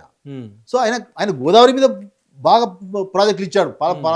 ఏది పనంత చేవెళ్ళ ఇచ్చాడు, ఇవన్నీ చాలా ప్రాజెక్టులు మనకు గోదావరి మీద ఇవ్వడానికి ఆయన సిద్ధంగా ఉంటాడు. కృష్ణా మీద ప్రాజెక్ట్ అడిగితే మాత్రం ఆయన ఎప్పుడు సిద్ధంగా ఉండేవాడు కాదు. కానీ సుధాకర్ రెడ్డి గారి నాయకత్వంలో వాళ్ళు వెళ్ళారు కాబట్టి ఆయన కాదనలేక ఎండార్స్మెంట్ చేశారు. కానీ అది డిపార్ట్మెంట్ అటకెక్కేసింది, రాలేదు. 2013 ఆగస్టులో ఇక కొద్ది రోజుల్లో మనకు నెక్స్ట్ ఇయర్ ఎన్నికలకు పోతున్నాం కాబట్టి ఎన్నికల్లో మనం లబ్ధి పొందాలనే ఆలోచనతోటి ఆనాటి కాంగ్రెస్ ప్రభుత్వం కిరణ్ కుమార్ రెడ్డి నాయకత్వం ముఖ్యమంత్రి ఉన్నాడు. ఆయన ఏది సర్వే కోసం 6.91 crores శాంక్షన్ చేస్తూ డిపిఆర్ తయారు చేయడానికి 10 లక్షల ఎకరాలకు 70 టీఎంసీల వినియోగంతో డిపిఆర్ తయారు చేయడానికి సర్వే కోసం ఒక జివో ఇష్యూ చేశాడు. జివో 72 ఏది 2013లో జివో ఇష్యూ అయింది. కానీ దాని మీద సర్వే లేదు, ఏం లేదు, మనం లేదు. అది కూడా ఆ దసరా కూడా అటకమిగిపోయింది. సో ఇది జరిగింది. ఈ లోపల మనకు తెలంగాణ ఏర్పడిన తర్వాత వీళ్ళందరూ ఏం ఆరోపణ చేస్తున్నారు? కాళేశ్వరంని ముందుకు తీసుకుపోయిండు, పాలమూరుని పండబెట్టిండు అని చెప్పి. నిజానికి కాళేశ్వరం కంటే ముందే పాలమూరు రంగారెడ్డి పనులు మొదలైనాయి. నేను గంటాపదంగా చెప్పదలుచుకున్నా ఇవాళ మీ ప్రేక్షకులందరికీ. పాలమూరు పనులు ఎప్పుడు మొదలైనాయి? 1/8/2014. అంటే తెలంగాణ ఏర్పడిన ఎన్ని నెలలకి? జూన్లో కదా, జూలై, ఆగస్ట్, సెప్టెంబర్, అక్టోబర్, అంటే ఆగస్ట్ కదా, 3 నెలలకే పని మొదలైంది. తెలంగాణ ఏర్పాటు అయిన 3 నెలలకే పాలమూరు రంగారెడ్డి దసరా కిందికి దిగింది. అటకెక్కిన దుమ్ము పట్టిపోయిన పాలమూరు రంగారెడ్డి దసరాన్ని కిందికి దించి దాని మీద ఆయన వెంటనే ఒక జివో ఇష్యూ చేశాడు. జివో 69 ఏ రోజు ఇచ్చిండు? 1/8/2014. Entrustment for the work of engineering to the engineering staff college of India on nomination basis for an amount of 5.71 lakh crores for detailed survey and preparation of DPR. 2014 ఆగస్టులో. అంటే అప్పుడు ఉమ్మడి రాష్ట్రంలో వచ్చింది. ఇంకా అప్పటికి కాళేశ్వరం పని అసలు జిగరే లేదు. కానీ పాలమూరు రంగారెడ్డి పని ఆగస్టు 2014లోనే మొదలైంది. దాని దసరాని కిందికి దింపి engineering staff college of India అంటే ఎవరిది? ఇన్స్టిట్యూట్ ఆఫ్ ఇంజనీర్స్ యొక్క సిస్టర్ ఆర్గనైజేషన్. అది ఇన్స్టిట్యూట్ ఆఫ్ ఇంజనీర్స్ యొక్క సిస్టర్ ఆర్గనైజేషన్, దాని అధీనంలో పనిచేసే సంస్థ అది. వాళ్ళు ఇటువంటి కన్సల్టెన్సీ సర్వీసెస్ చేస్తారనమాట. ఆ ఇంజనీరింగ్ స్టాఫ్ కాలేజ్ ఆఫ్ ఇండియాకి దీని ప్రాజెక్ట్ డిపిఆర్ తేయడానికి ఒక నామినేషన్ బేస్, అది గవర్నమెంట్ ఆఫ్ డీమ్డ్ ఇది కదా, కాబట్టి recognise by government of India కాబట్టి దానికి నామినేషన్ బేసిస్ మీద 6.191 కోట్లు శాంక్షన్ చేస్తూ డిపిఆర్ తయారు చేయడానికి జీవో ఇచ్చారు. ఇది 2014లో ఆగస్టులో. అంటే కాళేశ్వరం కంటే ముందే పని మొదలైందని చెప్పడానికి నేను సాక్ష్యంగా చూపిస్తున్నా. వాళ్ళు 6 నెలల్లో వాళ్ళు డిపిఆర్ తయారు చేసి మళ్ళీ గవర్నమెంట్ దగ్గరికి ఇచ్చారు, గవర్నమెంట్కి ఇచ్చారు. ఆగస్టులో స్టార్ట్ చేస్తే మనకు ఎప్పుడు ఇచ్చారు? అక్టోబర్ 2014 3 నెలలు ఇచ్చారు. 3 నెలలు వచ్చింది. అక్టోబర్ 2014లోనే. 3 months. ఇది ఆగస్టు, సెప్టెంబర్, అక్టోబర్ 3 నెలల్లో మనకు డిపిఆర్ వచ్చేసింది. డిపిఆర్ తయారు చేశారు. ఇది డిపిఆర్ అంతా కూడా based on the proposals prepared by engineers forum. Telangana retired engineers forum ఏదైతే ప్రపోజల్ వాళ్ళు రాజశేఖర రెడ్డి గారికి ఇచ్చారో ఆ ప్రపోజల్ ఆధారం చేసుకుని ఇవాళ వీళ్ళు కూడా డిపిఆర్ తయారు చేశారు. ఓకే, ఆ డిపిఆర్ తయారు చేసిన తర్వాత ఇందాక నేను చెప్పినటువంటి ఆ 3 పెద్ద పెద్ద రిజర్వాయర్స్ దానికి సంబంధించిన ముంపు విషయం చర్చకు వచ్చింది. ఇంత భారీ ముంపుని మనం తెలంగాణ భరించలేదు, ఆ బాధితులను మనం తరలించాలి, ఆ గ్రామాలను తరలించాలి, చాలా ఖర్చుతో కూడిన పని, మనం ఇది చేయజాలము అనే విషయం మీద ఒక చర్చ జరిగింది. ఈ మీటింగ్ లో కూడా మొత్తం ఈ ప్రపోజల్ తయారు చేసిన రిటైర్డ్ ఇంజనీర్స్ ఫోరం సభ్యులందరూ పాల్గొన్నారు. శ్యాంప్రసాద్ రెడ్డితో పాటు అప్పుడు రంగారెడ్డి గారు చనిపోయింది, ఇప్పుడు ఆయన లేడు. రంగారెడ్డి గారు, అనంతరాములు గారు, ఆయన కూడా చనిపోయారు. వెంకటరామారావు గారు, తర్వాత చంద్రమౌళి గారు, దామోదర్ రెడ్డి గారు, వీళ్ళందరూ పాల్గొన్నారు. తెలంగాణ రిటైర్డ్ ఇంజనీర్స్ ఫోరం తరఫున మన అడ్వైజర్ గా విద్యాసాగర్ గారు ఉన్నారు, మన ప్రిన్సిపల్ సెక్రటరీ జోషి గారు ఉన్నారు, మంత్రి హరీష్ రావు గారు ఉన్నారు. ముఖ్యమంత్రి సమక్షంలో ఈ చర్చ జరిగింది. మొత్తం ఎస్కీ వాళ్ళు తయారు చేసిన, indigenous staff college of India వాళ్ళు తయారు చేసిన డిపిఆర్ ని కూలంకషంగా మదింపు జరిగింది. మదింపు జరిగిన తర్వాత ఈ ముంపుని మనం భారీగా ఉంది కాబట్టి ముంపుని తగ్గించాల్సిన అవసరం ఉంది. ఇక రెండో అంశం అంటే ఇప్పుడు జూరాల నుంచి మనం శ్రీశైలంకు ఎందుకు మార్చారు అనేది మనకి ఇక్కడ కీలకమైన పాయింట్. వీళ్ళు జూరాల సోర్స్ గా పెట్టారు, కానీ ఇప్పటికే ఆనాటికే జూరాల మీద ఏం భారాలు ఉన్నాయని చెప్పదలుచుకున్నాను. ఈ ప్రేక్షకులందరూ శ్రద్ధగా వినాలి. జూరాల మీద జూరాల సొంత ఆయకట్టు 1 లక్ష ఎకరాలు, నెట్టెంపాడు 2 లక్షల ఎకరాలు, భీమా స్టేజ్ 1 స్టేజ్ 2 కలిపి 2 లక్షల ఎకరాలు, కోయిల్ సాగర్ 50,000 ఏకర్స్. ఎంత అయిందండి మొత్తం? ఇప్పటికి ఒక 5-5.5 లక్షలు అయింది. 5 లక్షల ఎకరం కదా. మళ్ళీ తాగునీరు, మంచినీళ్ళకి మహబూబ్ నగర్ లాంటి పట్టణాలకి అక్కడ నుంచే తాగునీరు ఇస్తారు. సో ఈ తాగునీరు తర్వాత ఆల్రెడీ జూరాల మీద ఆధారపడినటువంటి ప్రాజెక్టులు, తన సొంత ఆయకట్టుతో పాటు దూరాల మీద ఆధారపడిన 3 ప్రాజెక్టులు ఆల్రెడీ భారాన్ని మోస్తున్నది. జూరాల కెపాసిటీ ఎంత అండి? 6 TMC. దాని లైవ్ కెపాసిటీ 6 TMC. ఈ పాలమూరు రంగాడి కెపాసిటీ ఎంత? Lifting capacity 2 TMC per day. 2 TMC per day కనుక మీరు అక్కడ పెడితే కనుక పంపులు 2 రోజుల్లో రిజర్వాయర్ని ఖాళీ చేసి పడేస్తాయి. మళ్ళీ ఈ ప్రాజెక్టులన్నీ ప్రశ్నార్థకం అయిపోతాయి. ఈ ప్రశ్నార్థకం కావడమే కాదు, రబీలో నీళ్ళు అసలు ఇప్పుడే ఇస్తే ఇవ్వలేకపోతున్నారు కదా. పాలమూరు రంగారెడ్డి లేకున్నా కూడా ఇవాళ మీరు పత్రికలు చూడండి, ఈ రబీ సీజన్ లో క్రాప్ హాలిడే ఇచ్చేసింది గవర్నమెంట్. ఎందుకు ఇచ్చిందండి? అక్కడ కల్వకుర్తి నడుస్తున్నది, ఏది శ్రీశైలం నుంచి పంపింగ్ చేస్తున్నారు, కల్వకుర్తి నడుస్తున్నది, ఇవేమో క్రాప్ హాలిడే అంట. అంటే రబీ సీజన్ లోనే జూరాల వాటికి నీటిని సప్లై చేసే పరిస్థితి లేదు. ఇది వస్తే అసలు ఆ ప్రాజెక్ట్ కుప్పకూలిపోతాయి. దీనికి కూడా సరే, దీని 1000 కోట్లు ఖర్చు పెడుతున్న ఈ ప్రాజెక్ట్ కి సాఫల్యం ఉండదు కదా. మనం 1000 కోట్లు ఖర్చు పెడుతున్నప్పుడు ప్రాజెక్ట్ యొక్క సాఫల్యతను చూస్తాం కదా, సక్సెస్ రేట్ చూస్తాం కదా. ఈ 2 దృష్ట్యా జూరాల మీద ఆధారపడినటువంటి ఆ ప్రాజెక్టులో నష్టం జరగద్దు, పాలమూరు రంగారెడ్డికి నష్టం జరగద్దు. కాబట్టి ఈ దృష్ట్యా అతి పెద్ద రిజర్వాయర్, దీనికంటే పెద్ద రిజర్వాయర్ అయినటువంటి 215 TMC కెపాసిటీ కలిగిన శ్రీశైలంగా మార్చారు.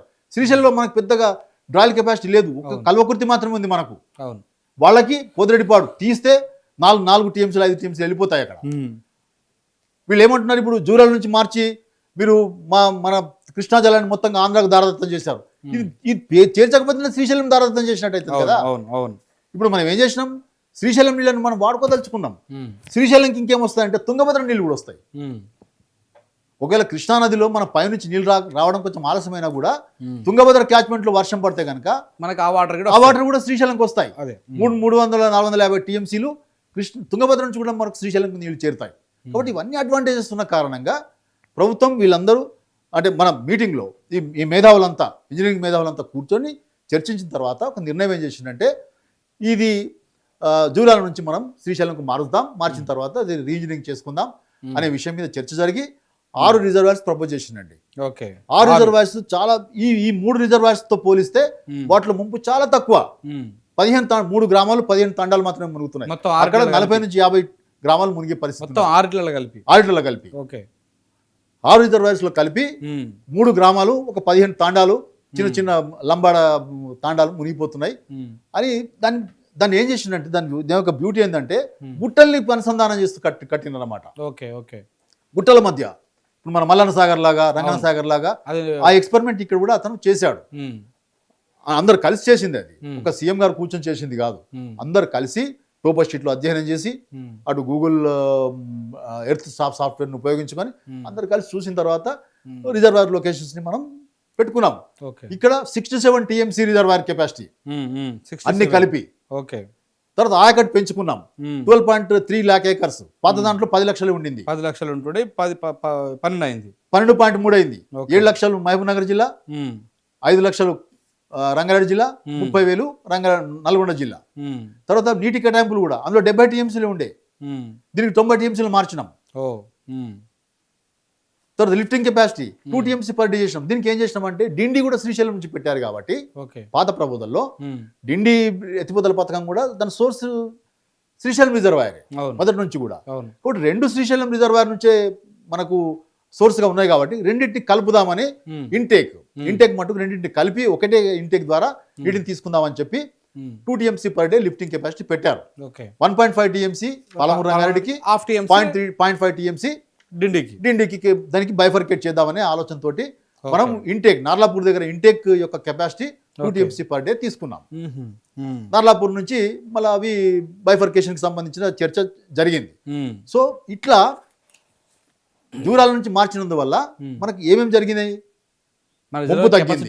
ముంపు తగ్గింది, ఆయకట్టు పెరిగింది, తర్వాత నీటి కేటాయింపులు పెరిగినాయి, డిండిని కలపడం వల్ల ఖర్చు తగ్గింది. రెండింటికి ఒక ఇంటేక్ ఒకటే కాబట్టి. అన్నిటికంటే ముఖ్యం జూరాల ప్రాజెక్టులకు ఎలాంటి డిస్టర్బెన్స్ జూరాల ప్రాజెక్టుకి దాని మీద ఆధారపడినటువంటి ప్రాజెక్టులకు ఎటువంటి నష్టం కలగకుండా ఇక్కడ కొత్తగా మనం చేసుకున్నాం. తర్వాత ఈ తెలంగాణ ఏర్పడే కంటే ఒక వారం రోజుల ముందు, అంటే అప్పటికి ఎన్నికలు అయిపోయినాయి, ఆయన ఎలక్ట్ సీఎం ఉన్నాడు, ఇక వారం రోజుల్లో ప్రమాణ స్వీకారం చేసే దశలో అప్పుడు గవర్నర్ పాలన ఉంది. గవర్నర్ పాలన ఉండంగా గవర్నర్ చేత కూడంగల్ నారాయణపేట కూడంగల్ లిఫ్టిగేషన్ స్కీమ్ యొక్క శాంక్షన్ వచ్చింది అనమాట. కూడంగల్ నారాయణపేట అప్పుడే వచ్చింది. వారం రోజుల ముందు తెలంగాణ ఏర్పాటు, తెలంగాణ కొత్త ప్రభుత్వం అధికారం చేపట్టే కంటే వారం రోజుల ముందు గవర్నర్ ఒప్పించి అప్పుడు ఆ కూడంగల్ ఎమ్మెల్యేగా ఇప్పుడు మన ముఖ్యమంత్రి గారే ఉన్నారు కాబట్టి ఆయన తన ఇన్ఫ్లుయెన్స్ ఉపయోగించి గవర్నర్ గారి చేత, నిజానికి అది ఇల్లీగల్, అట్లా చేయకూడదు. కొత్త ప్రభుత్వం అధికారం చేపట్టే ఒక వారం రోజుల ముందు ఆ రకంగా గవర్నర్ పరిపాలనలో అడ్మినిస్ట్రేటివ్ శాంక్షన్స్ ఇవ్వడం అనేది అది సరైన పద్ధతి కాదు. కానీ గవర్నర్ ఏం చేసినంటే ఇచ్చేశాడు. సో దాన్ని కూడా మనం దీంట్లో పాలమూరు రంగారెడ్డిలో ఇంక్లూడ్ చేసుకున్నాం. వచ్చిందని ఎందుకు వేస్ట్ చేద్దామని చెప్పేసి ఆ ఆయకట్టును కూడా అందులో 1 lakh ఉంది. పాలమూరు ఏది కూడంగల్ లిఫ్టిగేషన్ స్కీమ్ లో వాళ్ళు ప్రపోజల్ పెట్టింది 1 lakh acres. ఈ పాలమూరు రంగారెడ్డిలో చేర్చిన తర్వాత అది 2 lakh acres అయింది. 2 lakh acres అయింది. అట్లా కూడంగల్ లిఫ్టిగేషన్ స్కీమ్ కూడా పాలమూరులో భాగం చేసి మనము ఈ ప్రపోజల్ని తయారు చేసి రీఇంజనీరింగ్ వచ్చిన తర్వాత వాళ్ళు ఈ డిస్కషన్ అంతా క్రోడీకరించి వాళ్ళకి ఆదేశాలు ఇచ్చి ఈ డిస్కషన్ ఆధారంగా కొత్త డిపిఆర్ తయారు చేయండి అని చెప్తే వాళ్ళు ఎప్పుడు ఇచ్చారు? అక్టోబర్ 2024లో అయింది కదా. మళ్ళీ government accorded administrative sanction for ₹32,200. ఎప్పుడు 10/6/2015 వాళ్ళు అక్టోబర్లో డిపిఆర్ ఇచ్చి దాన్ని రివైజ్ చేసిన తర్వాత కొత్త డిపిఆర్కి మనం అడ్మినిస్ట్రేటివ్ శాంక్షన్ ఎప్పుడు ఇచ్చినాము? 10/6/2015. ఇంకా కాళేశ్వరం రంగంలోకి రాలే, రంగంలోకి రాలే. వీళ్ళేమో పండబెట్టిన అంటున్నారు పాలమూరు రంగారెడ్డి పనులు కాళేశ్వరం కంటే ముందే మొదలైనవి. సో 32,200 కోట్లకి అడ్మినిస్ట్రేటివ్ శాంక్షన్ ఇచ్చి ఈ ప్రాజెక్ట్ వర్క్స్ ని 18 ప్యాకేజీలు విభజించి పనులు మొదలు పెట్టడం స్టార్ట్ అయింది. తర్వాత 11/6/2015 ఇది 16 నాడు మనం అడ్మినిస్ట్రేటివ్ శాంక్షన్ ఇచ్చినాము 32,200 కోట్లకి. 11/6 అంటే ఒక రోజు తర్వాత కరివెన దగ్గర ఫౌండేషన్ స్టోన్ వేశారు ముఖ్యమంత్రి గారు. సో పనులు మొదలైనాయి. సో ఈ దశలో ఏమైంది? ఉంటారు కదా దుష్ట శక్తులు ఉంటాయి కదా, మళ్ళీ ఎన్జిటిలో కేసు వేశారు. అంత వీళ్ళే పాలమూరు రంగారెడ్డి మీద వీళ్ళు అడ్మినిస్ట్రేటివ్ ఏది ఎన్విరాన్మెంటల్ క్లెయిమ్స్ లేకుండా, ప్రయర్ ఎన్విరాన్మెంటల్ క్లెయిమ్స్ లేకుండా భారీ పనులు చేస్తున్నారు, రిజర్వాయర్లు కడుతున్నారు, పంపదులు కడుతున్నారు అని చెప్పి ఎన్జిటిలో కేసు వేశారు. ఎన్జిటి ఏం చేసిందంటే, ఎన్జిటిలో మద్రాసులో ఒక సౌత్ రీజనల్ బెంచ్ ఉంటుంది. వాళ్ళు ఏం చేయాలని దానికి న్యాయంగా ప్రభుత్వం మీద ఒక కేసు వేసినప్పుడు ప్రభుత్వం నోటీసులు ఇవ్వాలి. నోటీసులు ఇచ్చి మీ అభిప్రాయం ఏంది, ఇట్లా కేసు వచ్చింది, మరి ఇట్లా మీరు అడ్మినిస్ట్రేటివ్ ఎన్విరాన్మెంటల్ క్లెయిమ్స్ లేకుండా ప్రాజెక్టు చేపట్టిందట, మరి మీరు మీ ఏమైనా వాయిస్ చెప్తారా? చెప్పండి, మీ వర్షన్ ఏమైనా చెప్తారా అని చెప్పి అడగాలి. అవును. ఎన్జిటి అటువంటి ఒక ప్రజాస్వామిక పద్ధతిని పాటించకుండా పిటిషన్ మీద ఏకపక్షంగా మన వాదన వినకుండానే, మన ప్రభుత్వ వాదన వినకుండానే ఆ పనులన్నింటినీ స్టే విధించేసింది. ఓకే, అయిందా? ఎప్పుడు ఇది ఇచ్చినది? 28/1/2016. మనం 2015లోనే పనులు ప్రారంభించే అడ్మినిస్ట్రేటివ్ శాంక్షన్ ఇచ్చి టెండర్లు ఇచ్చి పనులు ప్రారంభిస్తే 2016లో ఈ దుష్ట శక్తులు దాని మీద కేసు వేసి అదే సార్ స్టే ఇప్పుడు తీసుకొచ్చింది.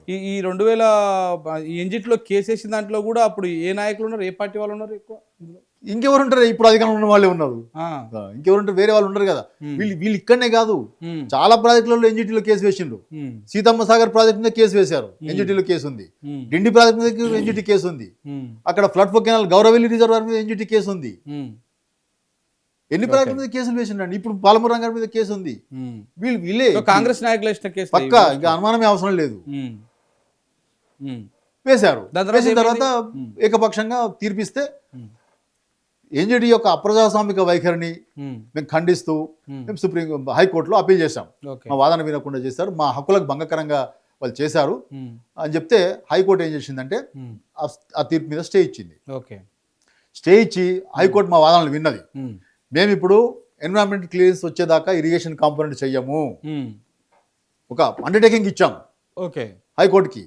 మేము కేవలం డ్రింకింగ్ వాటర్ కాంపోనెంట్ మాత్రమే చేస్తాము. పాలమూరు రంగారెడ్డిని డ్రింకింగ్ వాటర్ కాంపోనెంట్ కింద మాత్రమే ఇప్పుడు చేస్తాము.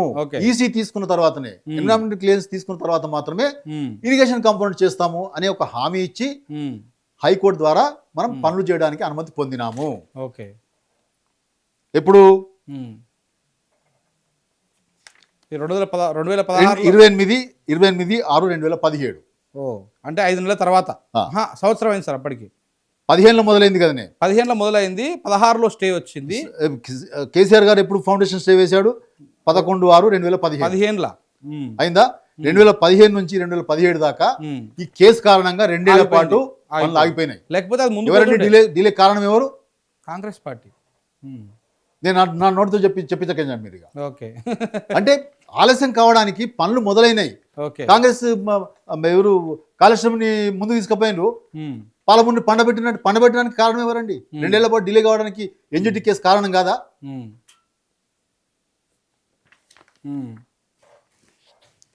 2017లో మనం హైకోర్టుకి ఒప్పించి డ్రింకింగ్ వాటర్ కాంపోనెంట్ మాత్రమే చేస్తాము.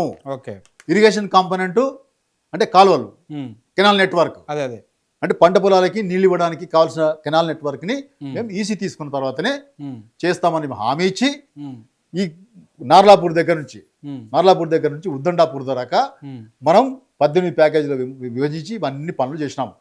పంప్ హౌజులు కట్టినాం.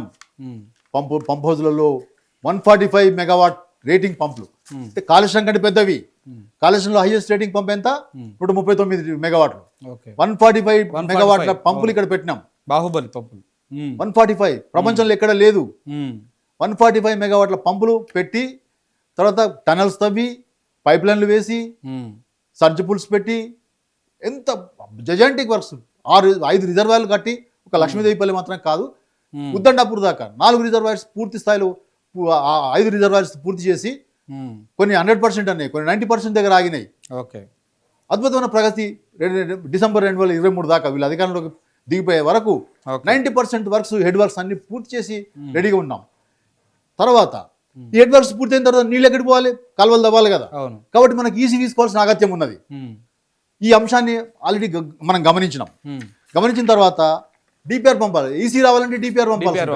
కానీ కేంద్ర ప్రభుత్వం రూల్ ఏం మార్చిందంటే నికర జలాలు ఉన్న ప్రాజెక్టులకు మాత్రమే అప్రైజల్ జరుగుతుంది. నికర జలాలు లేని ప్రాజెక్టులకి అప్రైజల్ చేయదు. ఇది వరద జలాలు కేటాయింపులు ఉన్న ప్రాజెక్టు. ఈసీ కంపల్సరీ అయింది. ఈసీ ఎన్జిటి కేసు కారణంగా ఈసీ అనేది కంపల్సరీ కావడం చేత మరి దీనికి వరద జలాలు లేకుండా డిపిఆర్ ఎట్లా పంపుతాము కేంద్రానికి అని తర్జన భర్జన చేసిన తర్వాత దానికి ఒక మార్గం ఎక్స్ప్లోర్ చేశాం. ఎట్లా ఎక్స్ప్లోర్ చేశాము? మనకు ఈ బచావ్ ట్రిబ్యునల్లో మనకు 299 టీఎంసీలలో 90 టీఎంసీలు మైనర్ ఇరిగేషన్ కోసం కేటాయింపులు ఉన్నాయి. 299లో 90 టీఎంసీలు మైనర్ ఇరిగేషన్ ఉన్నాయి. సో మైనర్ ఇరిగేషన్ సెక్టార్ లో మనం ఇప్పటిదాకా వినియోగిస్తున్నది, అంటే ఈ 90 టీఎంసీలలో మనం వినియోగిస్తున్నది 45 టీఎంసీలు మాత్రమే. సో అందులో ఇంకో 45 మిగులు ఉంది మనకు. అంటే అన్యూటిలైజ్డ్ వాటర్ ఉంది.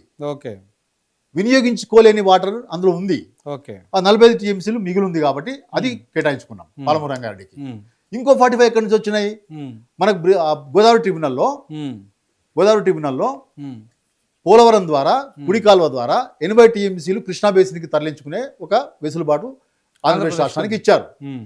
ఆ 80 టీఎంసీలు కృష్ణా బేసిన్కి తరలించుకున్నందువల్ల పైన ఎగువ రాష్ట్రాలు నాగార్జున సాగర్ పైన ఈ కృష్ణా బేసిన్ లో ఈ 80 టీఎంసీలని వాళ్ళు వాడుకోవచ్చు. ఈ 80 టీఎంసీలను 3 రాష్ట్రాలకు పంచారు. ఉమ్మడి రాష్ట్రానికి 45 టీఎంసీలు, కర్ణాటకకి 21 టీఎంసీలు, 14 టీఎంసీలు మహారాష్ట్రకి ఇచ్చారు. ఈ నీళ్ళు ఎక్కడ వాడాలని స్టిపులేట్ చేసింది గోదావరి ట్రిబ్యునల్? నాగార్జున సాగర్ ఎగువన వాడాలి. సో కాబట్టి తెలంగాణకే వస్తాయి అవి. చెప్తాను, అక్కడ రాలే. 45 టీఎంసీలు ఉమ్మడి రాష్ట్రానికి ఇచ్చారు. సో ఇది ట్రిబ్యునల్, గోదావరి ట్రిబ్యునల్ ఇచ్చిన నీళ్ళు అవి. ఓకే. సో ఈ నీళ్లలో మనం విభజన తర్వాత నాగార్జున సాగర్ ఎగువన ఎవరున్నారు? తెలంగాణ రాష్ట్రం ఉంది కాబట్టి రైట్ రాయల్ గా ఈ నీళ్లు మాకు దక్కాల్సినవి అని మనం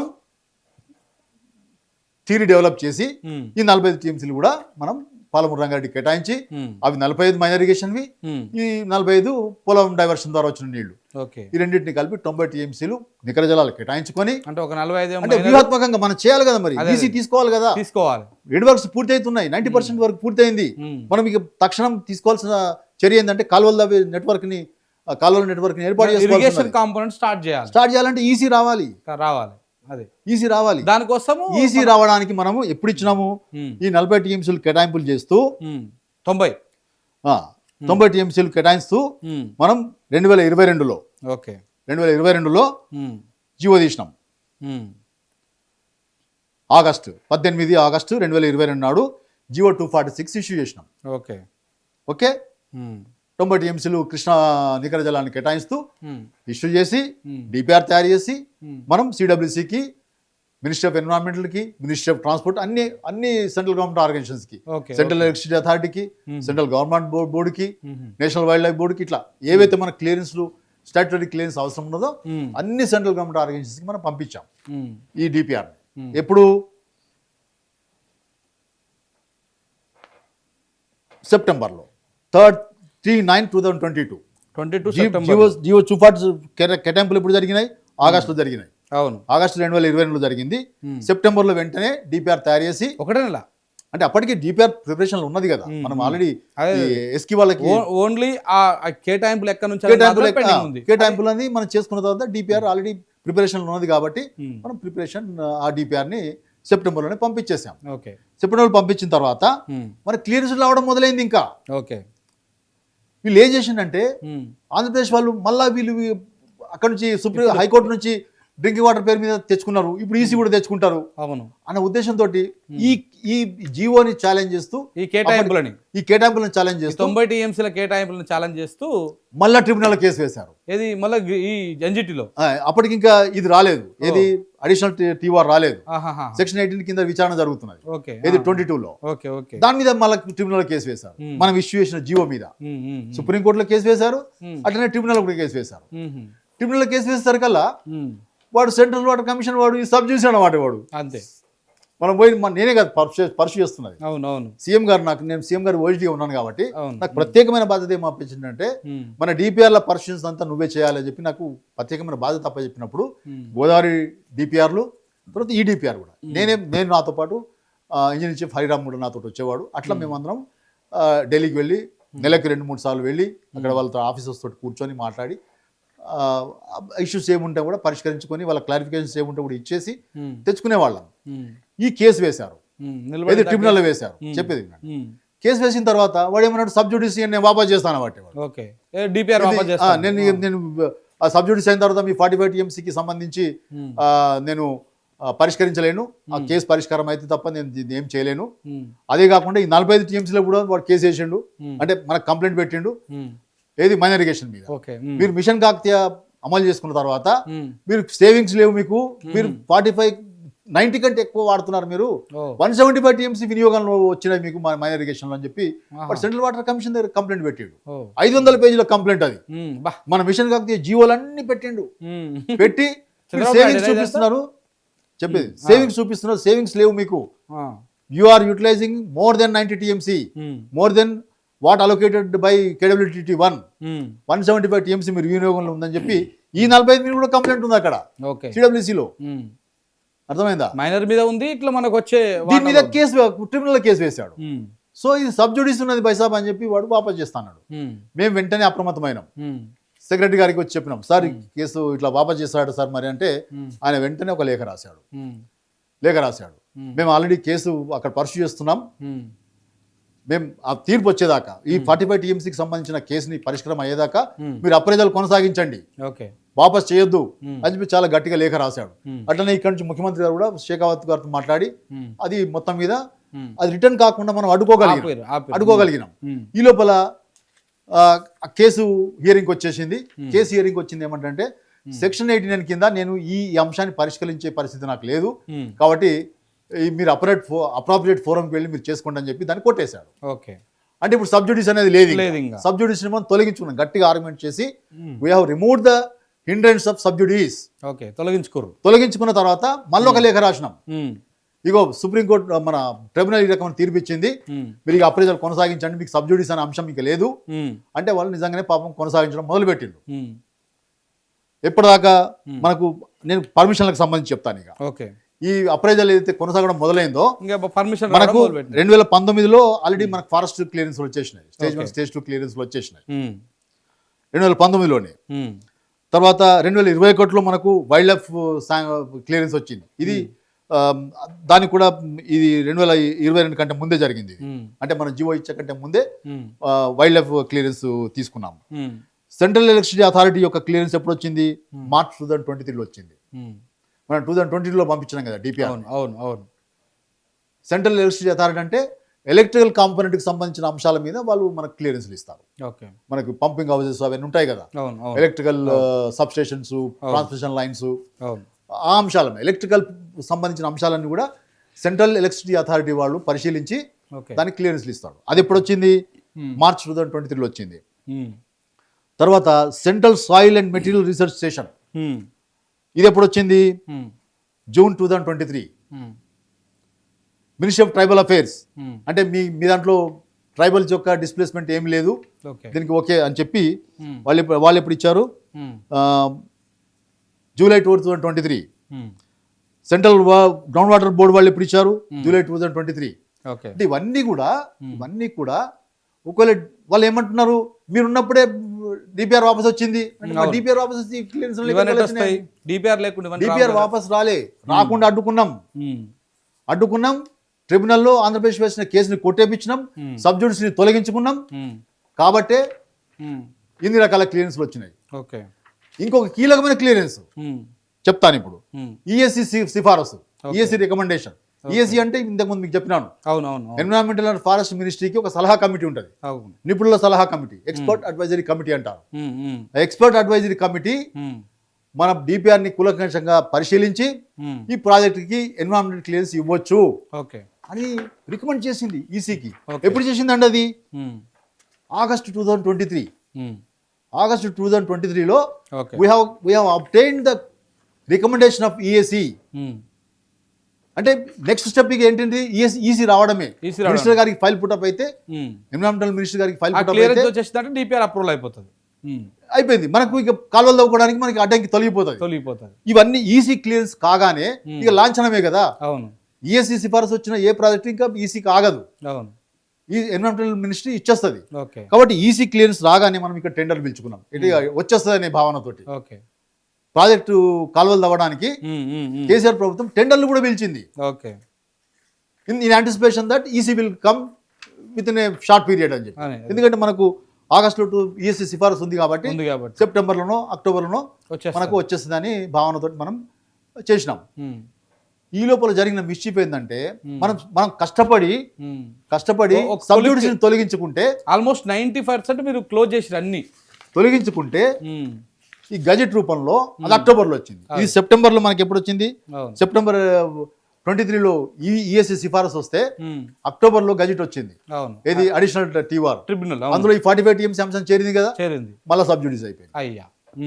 అంటే మనం కష్టపడి సబ్జుడిస్ అనే అంశాన్ని తొలగించుకుంటే కేంద్ర ప్రభుత్వం ఈ అంశాన్ని చేర్చి మనం అడగకపోయినా ఈ అంశాన్ని చేర్చి అంటే కావాల్సుకొని అందులో పెట్టినట్టుగా అనిపిస్తా ఉంది చూడండి. మనం అడగకపోయినా ఈ 45 TMC అంశాన్ని ట్రిబ్యునల్ పరిష్కరించాలని మనం అడగకపోయినా కూడా అది టీవోర్లో చేరడం వల్ల it has become again sub judice అంశం. దాంతో మళ్ళీ వెనక్కి పంపించాల్సి వచ్చింది. సబ్జుడిస్ అయిన తర్వాత వాడు ఎందుకు ఉంచుకుంటాడు అది ఇక ట్రిబ్యునల్ పరిష్కారం అయ్యేదాకా ఇక వాడు సిడబ్ల్యూసీ వాడు కానీ వీడు కానీ దాన్ని పరిశీలించారు. ఏం చేసింది సిడబ్ల్యూసీ ఎప్పుడు 19/12 అంటే December 19th నాడు 2024లో డిపిఆర్ వాపస్ చేశారు. డిపిఆర్ ఇది ఒకటే కాదు 3 డిపిఆర్ వాపస్ చేశారు. ఏది ఈ పాలమూరు రంగారెడ్డి వాపస్ చేశారు, వారదా డిపిఆర్ వాపస్ చేశారు, అట్లనే కాళేశ్వరం యొక్క అడిషనల్ రివైజ్డ్ డిపిఆర్ 30 TMCకి సంబంధించిన డిపిఆర్ కూడా వాపస్ వచ్చింది ఒకటే లెటర్ ద్వారా. ఎప్పుడు వచ్చింది అది December 2024లో అధికారంలోకి వచ్చిన 1 ఇయర్కి వచ్చేసింది. ఇక వచ్చేసిన తర్వాత ఇక మొత్తం పనులు ఇప్పుడు వీళ్ళు అధికారంలోకి వచ్చిన తర్వాత మరి ఈసీ ఒక్క మెట్టే కదా ఎక్కాల్సింది. మినిస్టర్ గారు సంతకం తీసుకుంటే ఈసీ వచ్చేస్తుండే, ఈసీ వస్తే కాలువలు తవ్వుకునే పరిస్థితి వచ్చేది. మరి వీళ్ళు ఎందుకు పని చేయలేకపోయింది? ఈఎస్సీ సిఫారసు తీసుకున్న ప్రాజెక్టుకు సంబంధించి డిపిఆర్ వాపస్ ఎట్లా వస్తుందండి? వాపస్ రాకూడదు కదా. సో ఈ లెక్క పోరాటం చేసి ఏదో రకంగా ఈసీ తెచ్చుకొని ఉంటే ఇవాళ వీళ్ళ ప్రభుత్వము కాలువలు తవ్వే పరిస్థితి వచ్చేది కదా. సో మీరు వాళ్ళు ఏం చేసిండు, కేసీఆర్ గారు పిలిచిన టెండర్లు కూడా రద్దు చేశారు. మేము అడుగుతున్నాము, ఈయన మంత్రి గారు అంటారు 27,000 కోట్లు ఖర్చు పెట్టి ఒక్క ఎకరం కూడా నీళ్ళు ఇవ్వలేదని. ఎట్లా ఇస్తారండి? ఈసీ లేకుండా కాలువలు ఎట్లా తవ్వుతారు? కాలువలు తవ్వుకుంటే అసలు ఆయకట్టు ఎక్కడికి వస్తుంది? ఇరిగేషన్ కాంపోనెంట్ కింద ఏ వర్క్ జరగలేదు. జరగకపోతే ఖర్చు పెట్టినాం. ఏది డ్రింకింగ్ వాటర్ కాంపోనెంట్ మీద, హెడ్ వర్క్స్ మీద ఖర్చు పెట్టినాం. ముందు మన ప్రాజెక్టులు పూర్తిగా ఈసీ తెచ్చుకొని కాలువలు తవ్వడానికి అన్ని రకాలుగా ఎఫర్ట్స్ పెట్టినాం. ఎఫర్ట్స్ పెట్టిన తర్వాత కూడా ఈ టీఆర్ వచ్చి అడిషనల్ టీఆర్ వచ్చి ఆ 45 TMC అంశాన్ని సబ్జుడిస్గా మార్చినందువల్ల మళ్ళీ మొదటికి వచ్చింది కథ. సో అంటే ఇప్పుడు వీళ్ళు కూడా ఈ 2 ఏళ్లలో వీళ్ళు కాలువలు తవ్వకపోవడానికి కారణం ఇదే. ఈసీ లేదు, ఈసీ లేకపోతే కాలువలు తవ్వలేము. మీరు ఏ కారణం చేత అయితే కాలువలు తవ్వకుండా ఆయకట్టుకు నీళ్లు ఇవ్వలేకపోయినో అదే కారణం చేత కేసీఆర్ ప్రభుత్వం కూడా కాలువలు తవ్వలేకపోయింది. నిజానికి కేసీఆర్ ప్రభుత్వం ఎఫర్ట్ పెట్టింది. ఈ లెక్కన ఇక్కడ చూస్తే అడుగడుగున కేంద్ర ప్రభుత్వం ఒక వివక్ష చూపిస్తా ఉంది. ఒకటి వీళ్ళ గతంలో ఉమ్మడి రాష్ట్రం జరిగినటువంటి తప్పులు, మరొకటి ఈ రెండు చాలా స్పష్టంగా కనబడతా ఉన్నాయి. ఇంత కథ జరిగిన తర్వాత ఇవాళ ఏం చేస్తున్నారు, ఈ సబ్జుడిస్ అంశం 45 TMC పొలం ఉంది అక్కడ పడిపోయింది కాబట్టి ట్రిబ్యునల్లో. ఇప్పుడు ఏం చేస్తున్నారు, మొన్న December 13వ తేదీ నాడు ఒక లేఖ రాశారు కేంద్ర ప్రభుత్వానికి. ఈ 45 TMC మైనర్ ఇరిగేషన్ దే మీరు అప్రైజ్ చేయండి, మేము మైనర్ ఇరిగేషన్ తోటి అప్రైజల్ తోటి మేము కాలువలు తవ్వుకుంటాం అనే భావనతోటి వాళ్ళు పెట్టారు. 90 TMC నుంచి మనమే 45కు దిగిపోయింది. దిగిపోయిన తర్వాత ఇప్పుడు నిజానికి ఈ 45 TMCలు ఎటు సరిపోతాయండి? 45 TMCలు ఏ ఆయకట్టుకి ఇస్తారు? ఆల్రెడీ మహబూబ్ నగర్ లో 77 lakhs. అంటే ఈ లెక్కన ఇప్పుడు ఇక్కడ మనకు కృష్ణాలో వచ్చేటువంటి 45 TMCలు వదులుకున్నట్టే కంప్లీట్ గా. అంటే ఏం చేస్తారు ఇప్పుడు తెలియదు కదా మనకు. 45 TMC మనకు రైట్ రావాలి అసలు ట్రిబ్యునల్ అవార్డు అది. గోదావరి అవార్డు గోదావరి ట్రిబ్యునల్ లో డిసిషన్ అయిపోయింది. అది మళ్ళీ ట్రిబ్యునల్ దగ్గర పోవాల్సిన అక్కర్లేదు. లాస్ట్ అంటే క్లోజ్ చేద్దాం, చాలా పెద్ద లెంత్ అయిపోయింది, జనాలకు కూడా కొంత కన్ఫ్యూజన్ గా ఉంటుంది. ఇప్పుడు వీళ్ళు చెప్తున్నాను ప్రకారం ఇప్పుడు ఇవాళ కొన్ని పత్రికల్లో కూడా జూరాల నుంచే ఈ ప్రాజెక్టు తీసుకుంటే మీరేమో జూరాల ప్రాజెక్టులు డిస్టర్బ్ అవుతాయని, జూరాలకు సొంత ఆయకట్టు ఉందని, మొత్తం 5.5 లక్షల ఎకరాల ఆయకట్టు దాని మీద భారం ఉందని, దాంతోపాటు డ్రింకింగ్ వాటర్ సో కారణాల వల్ల మీరు ఇప్పుడు చూడాలండి చెప్తా ఉన్నారు. ఈ సంవత్సరం రబీ క్రాప్ హాలిడే ఇచ్చారా లేదా? ఎందుకు ఇచ్చిందండి? నీళ్ళు లేకనే కదా. సో కాబట్టి మరి ఇప్పుడు మేము మీరు ఇక్కడికి మార్చకపోయి ఉంచి ఇక్కడ నుంచే చేసి ఉంటే అన్ని కుప్పకూలిపోయేటివి కదా, అన్ని కుప్పకూలిపోయేటివి. సో ఆ వాదన మొత్తంగా ఆంధ్రాకి దారాదత్తం చేసిన వాళ్ళంటే అయిపోతుంది. ఎనివే సార్, చాలా విషయాలు వచ్చినాయి మన డిస్కషన్ లో. ఇదే మనం కృష్ణా వాటర్ ని పూర్తి స్థాయిలో వినియోగించుకోవడానికి శ్రీశైలంకి మార్చినాం.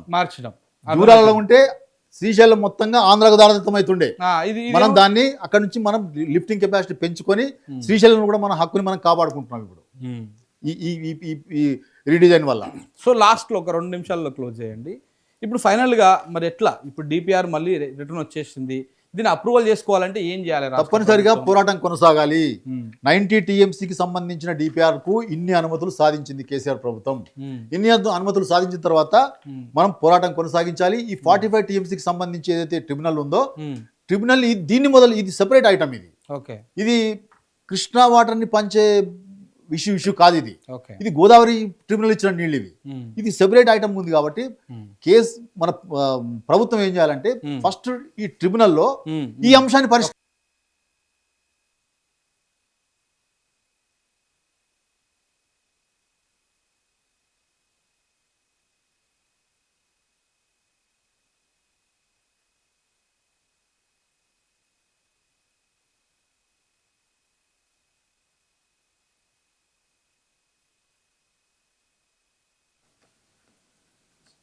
ఓకే. సో అంటే చెప్పండి. మన పోరాటం కొనసాగాలి. నిజానికి ఇది ఇది ఇది ప్రైమ్ మినిస్టర్ మోడీ గారి హామీ అండి. ఇది ఉమ్, 2014 ఆయన ప్రైమ్ మినిస్టర్ అభ్యర్థిగా మహబూబ్నగర్లో మీటింగ్ పెట్టి ఆయన ఏం మాట్లాడిండండి, అవును. మేము అధికారంలోకి వస్తే పాలమూరు రంగారెడ్డి జాతీయ హోదా పూర్తి ఇస్తాము అన్నారు. ఎవరు పూర్తి చేస్తామని అన్నారా లేదా? అవును, అవును. It is the promise of the honourable prime minister. ఉమ్, ఆయన ఇప్పుడు అధికారంలో ఉన్నాడు 10 ఏళ్ల నుంచి. అవును. ఆయన దీనికి క్లియరెన్స్లు ఇవ్వాల్సిన దానికి బదులు ఉమ్, ఇప్పుడు వాళ్ళ గవర్నమెంట్ మోడీ గవర్నమెంట్ డిపిఆర్ని వాపస్ చేసింది. అవును. నిజానికి ఆయన ప్రజలకు ఇచ్చిన హామీ ప్రకారము ఆయన చేయవలసింది ఏంటండి, ఉమ్, దీనికి జాతీయ హోదా ఇచ్చో ఇంకేదైనా ఇచ్చో నిధులు సమకూర్చో దీనికి క్లియరెన్స్లు ఇచ్చి దీనికి ప్రాజెక్ట్ని ముందుకు తీసుకోవడానికి ఆయన దోహదం చేయాలన్నా వద్దా, సాయం చేయాలన్నా వద్దా? సో ఇప్పుడు దానికి చేయకుండా డిపిఆర్ని వాపస్ చేసింది Modi government. It is is promise. ఇవాళ బీజేపీ ప్రజలు అడగవలసింది ఏంటండి, ఉమ్, మోడీ గారు ప్రధానమంత్రి గారు ఇది మీరు ఇచ్చిన హామీ ఇది అని ఆయన వీడియో చూపించాలి. ఆయనకి ఉమ్, ఆయన మహబూబ్నగర్ జిల్లాలో చేసిన ప్రసంగాన్ని చూపించాలి. ఉమ్, చూపించి ఇది మీరు ప్రజలకు ఇచ్చిన హామీ అండి ఇది ఎన్నికల సందర్భంగా. అప్పుడు మీరు ప్రధానమంత్రి అభ్యర్థిగా మీరు మాట్లాడినారు, ఇప్పుడు ప్రధానమంత్రిగా ఉన్నారు ఇక్కడ. కాబట్టి మీ హామీని నెరవేర్చడానికి ఈ ప్రాజెక్ట్కి క్లియరెన్స్లు ఇవ్వండి, నిధులు ఇవ్వండి, జాతీయ హోదా కల్పించండి అని చెప్పి అడగాల్సిన ప్రతినిధులు వీళ్ళకి ఇంత ఎఫర్ట్ పెట్టిన కేసీఆర్ ప్రభుత్వాన్ని నిందిస్తున్నారు. ఓకే. ఇది ఎక్కడ చోద్యం అండి. సో మొత్తానికైతే ఇక్కడ కాంగ్రెస్ బీజేపీలు రెండు కలిసి పాలమూరు రంగారెడ్డిని ఆపినాయని అనుకోవచ్చా? ఇప్పుడు ఇది చూస్తా ఉంటే మొత్తం వ్యవహారం చూస్తా ఉంటే నేను రాజకీయాల జోలికి పోరు కానీ అంటే అక్కడ కనపడతా ఉంది. చెప్పదలుచుకునేది ఏంటంటే ఇది మొత్తంగా తెలంగాణ రాష్ట్రానికి సంబంధించిన ప్రయోజనాలకు సంబంధించిన అంశం. ఓకే. ప్రభుత్వాలు రేపు ఉంటాయి, ఇవాళ ఉంటాయి, రేపు పోతాయి, కొత్త ప్రభుత్వాలు వస్తాయి, కొత్త మనుషులు వస్తారు. కానీ తెలంగాణ రాష్ట్రం శాశ్వతం కదా, అవును, తెలంగాణ రాష్ట్ర ప్రయోజనాలు శాశ్వతం. అవును. వీటన్నిటిని కూడా తెలంగాణ ప్రభుత్వం అన్ని ప్రతిపక్షాలని తెలంగాణ సమాజాన్ని ఉమ్, కలుపుకొని తీసుకుపోయి తెలంగాణ ప్రయోజనాల్ని కాపాడుకునే ఎఫర్ట్ పెట్టాలి తప్పితే ఒకరినొకరు ఎంతకాలం నిందించుకుంటాడండి. అవును. దారాదత్తం చేశారు, ఇక్కడ దారాదత్తం అయిందా?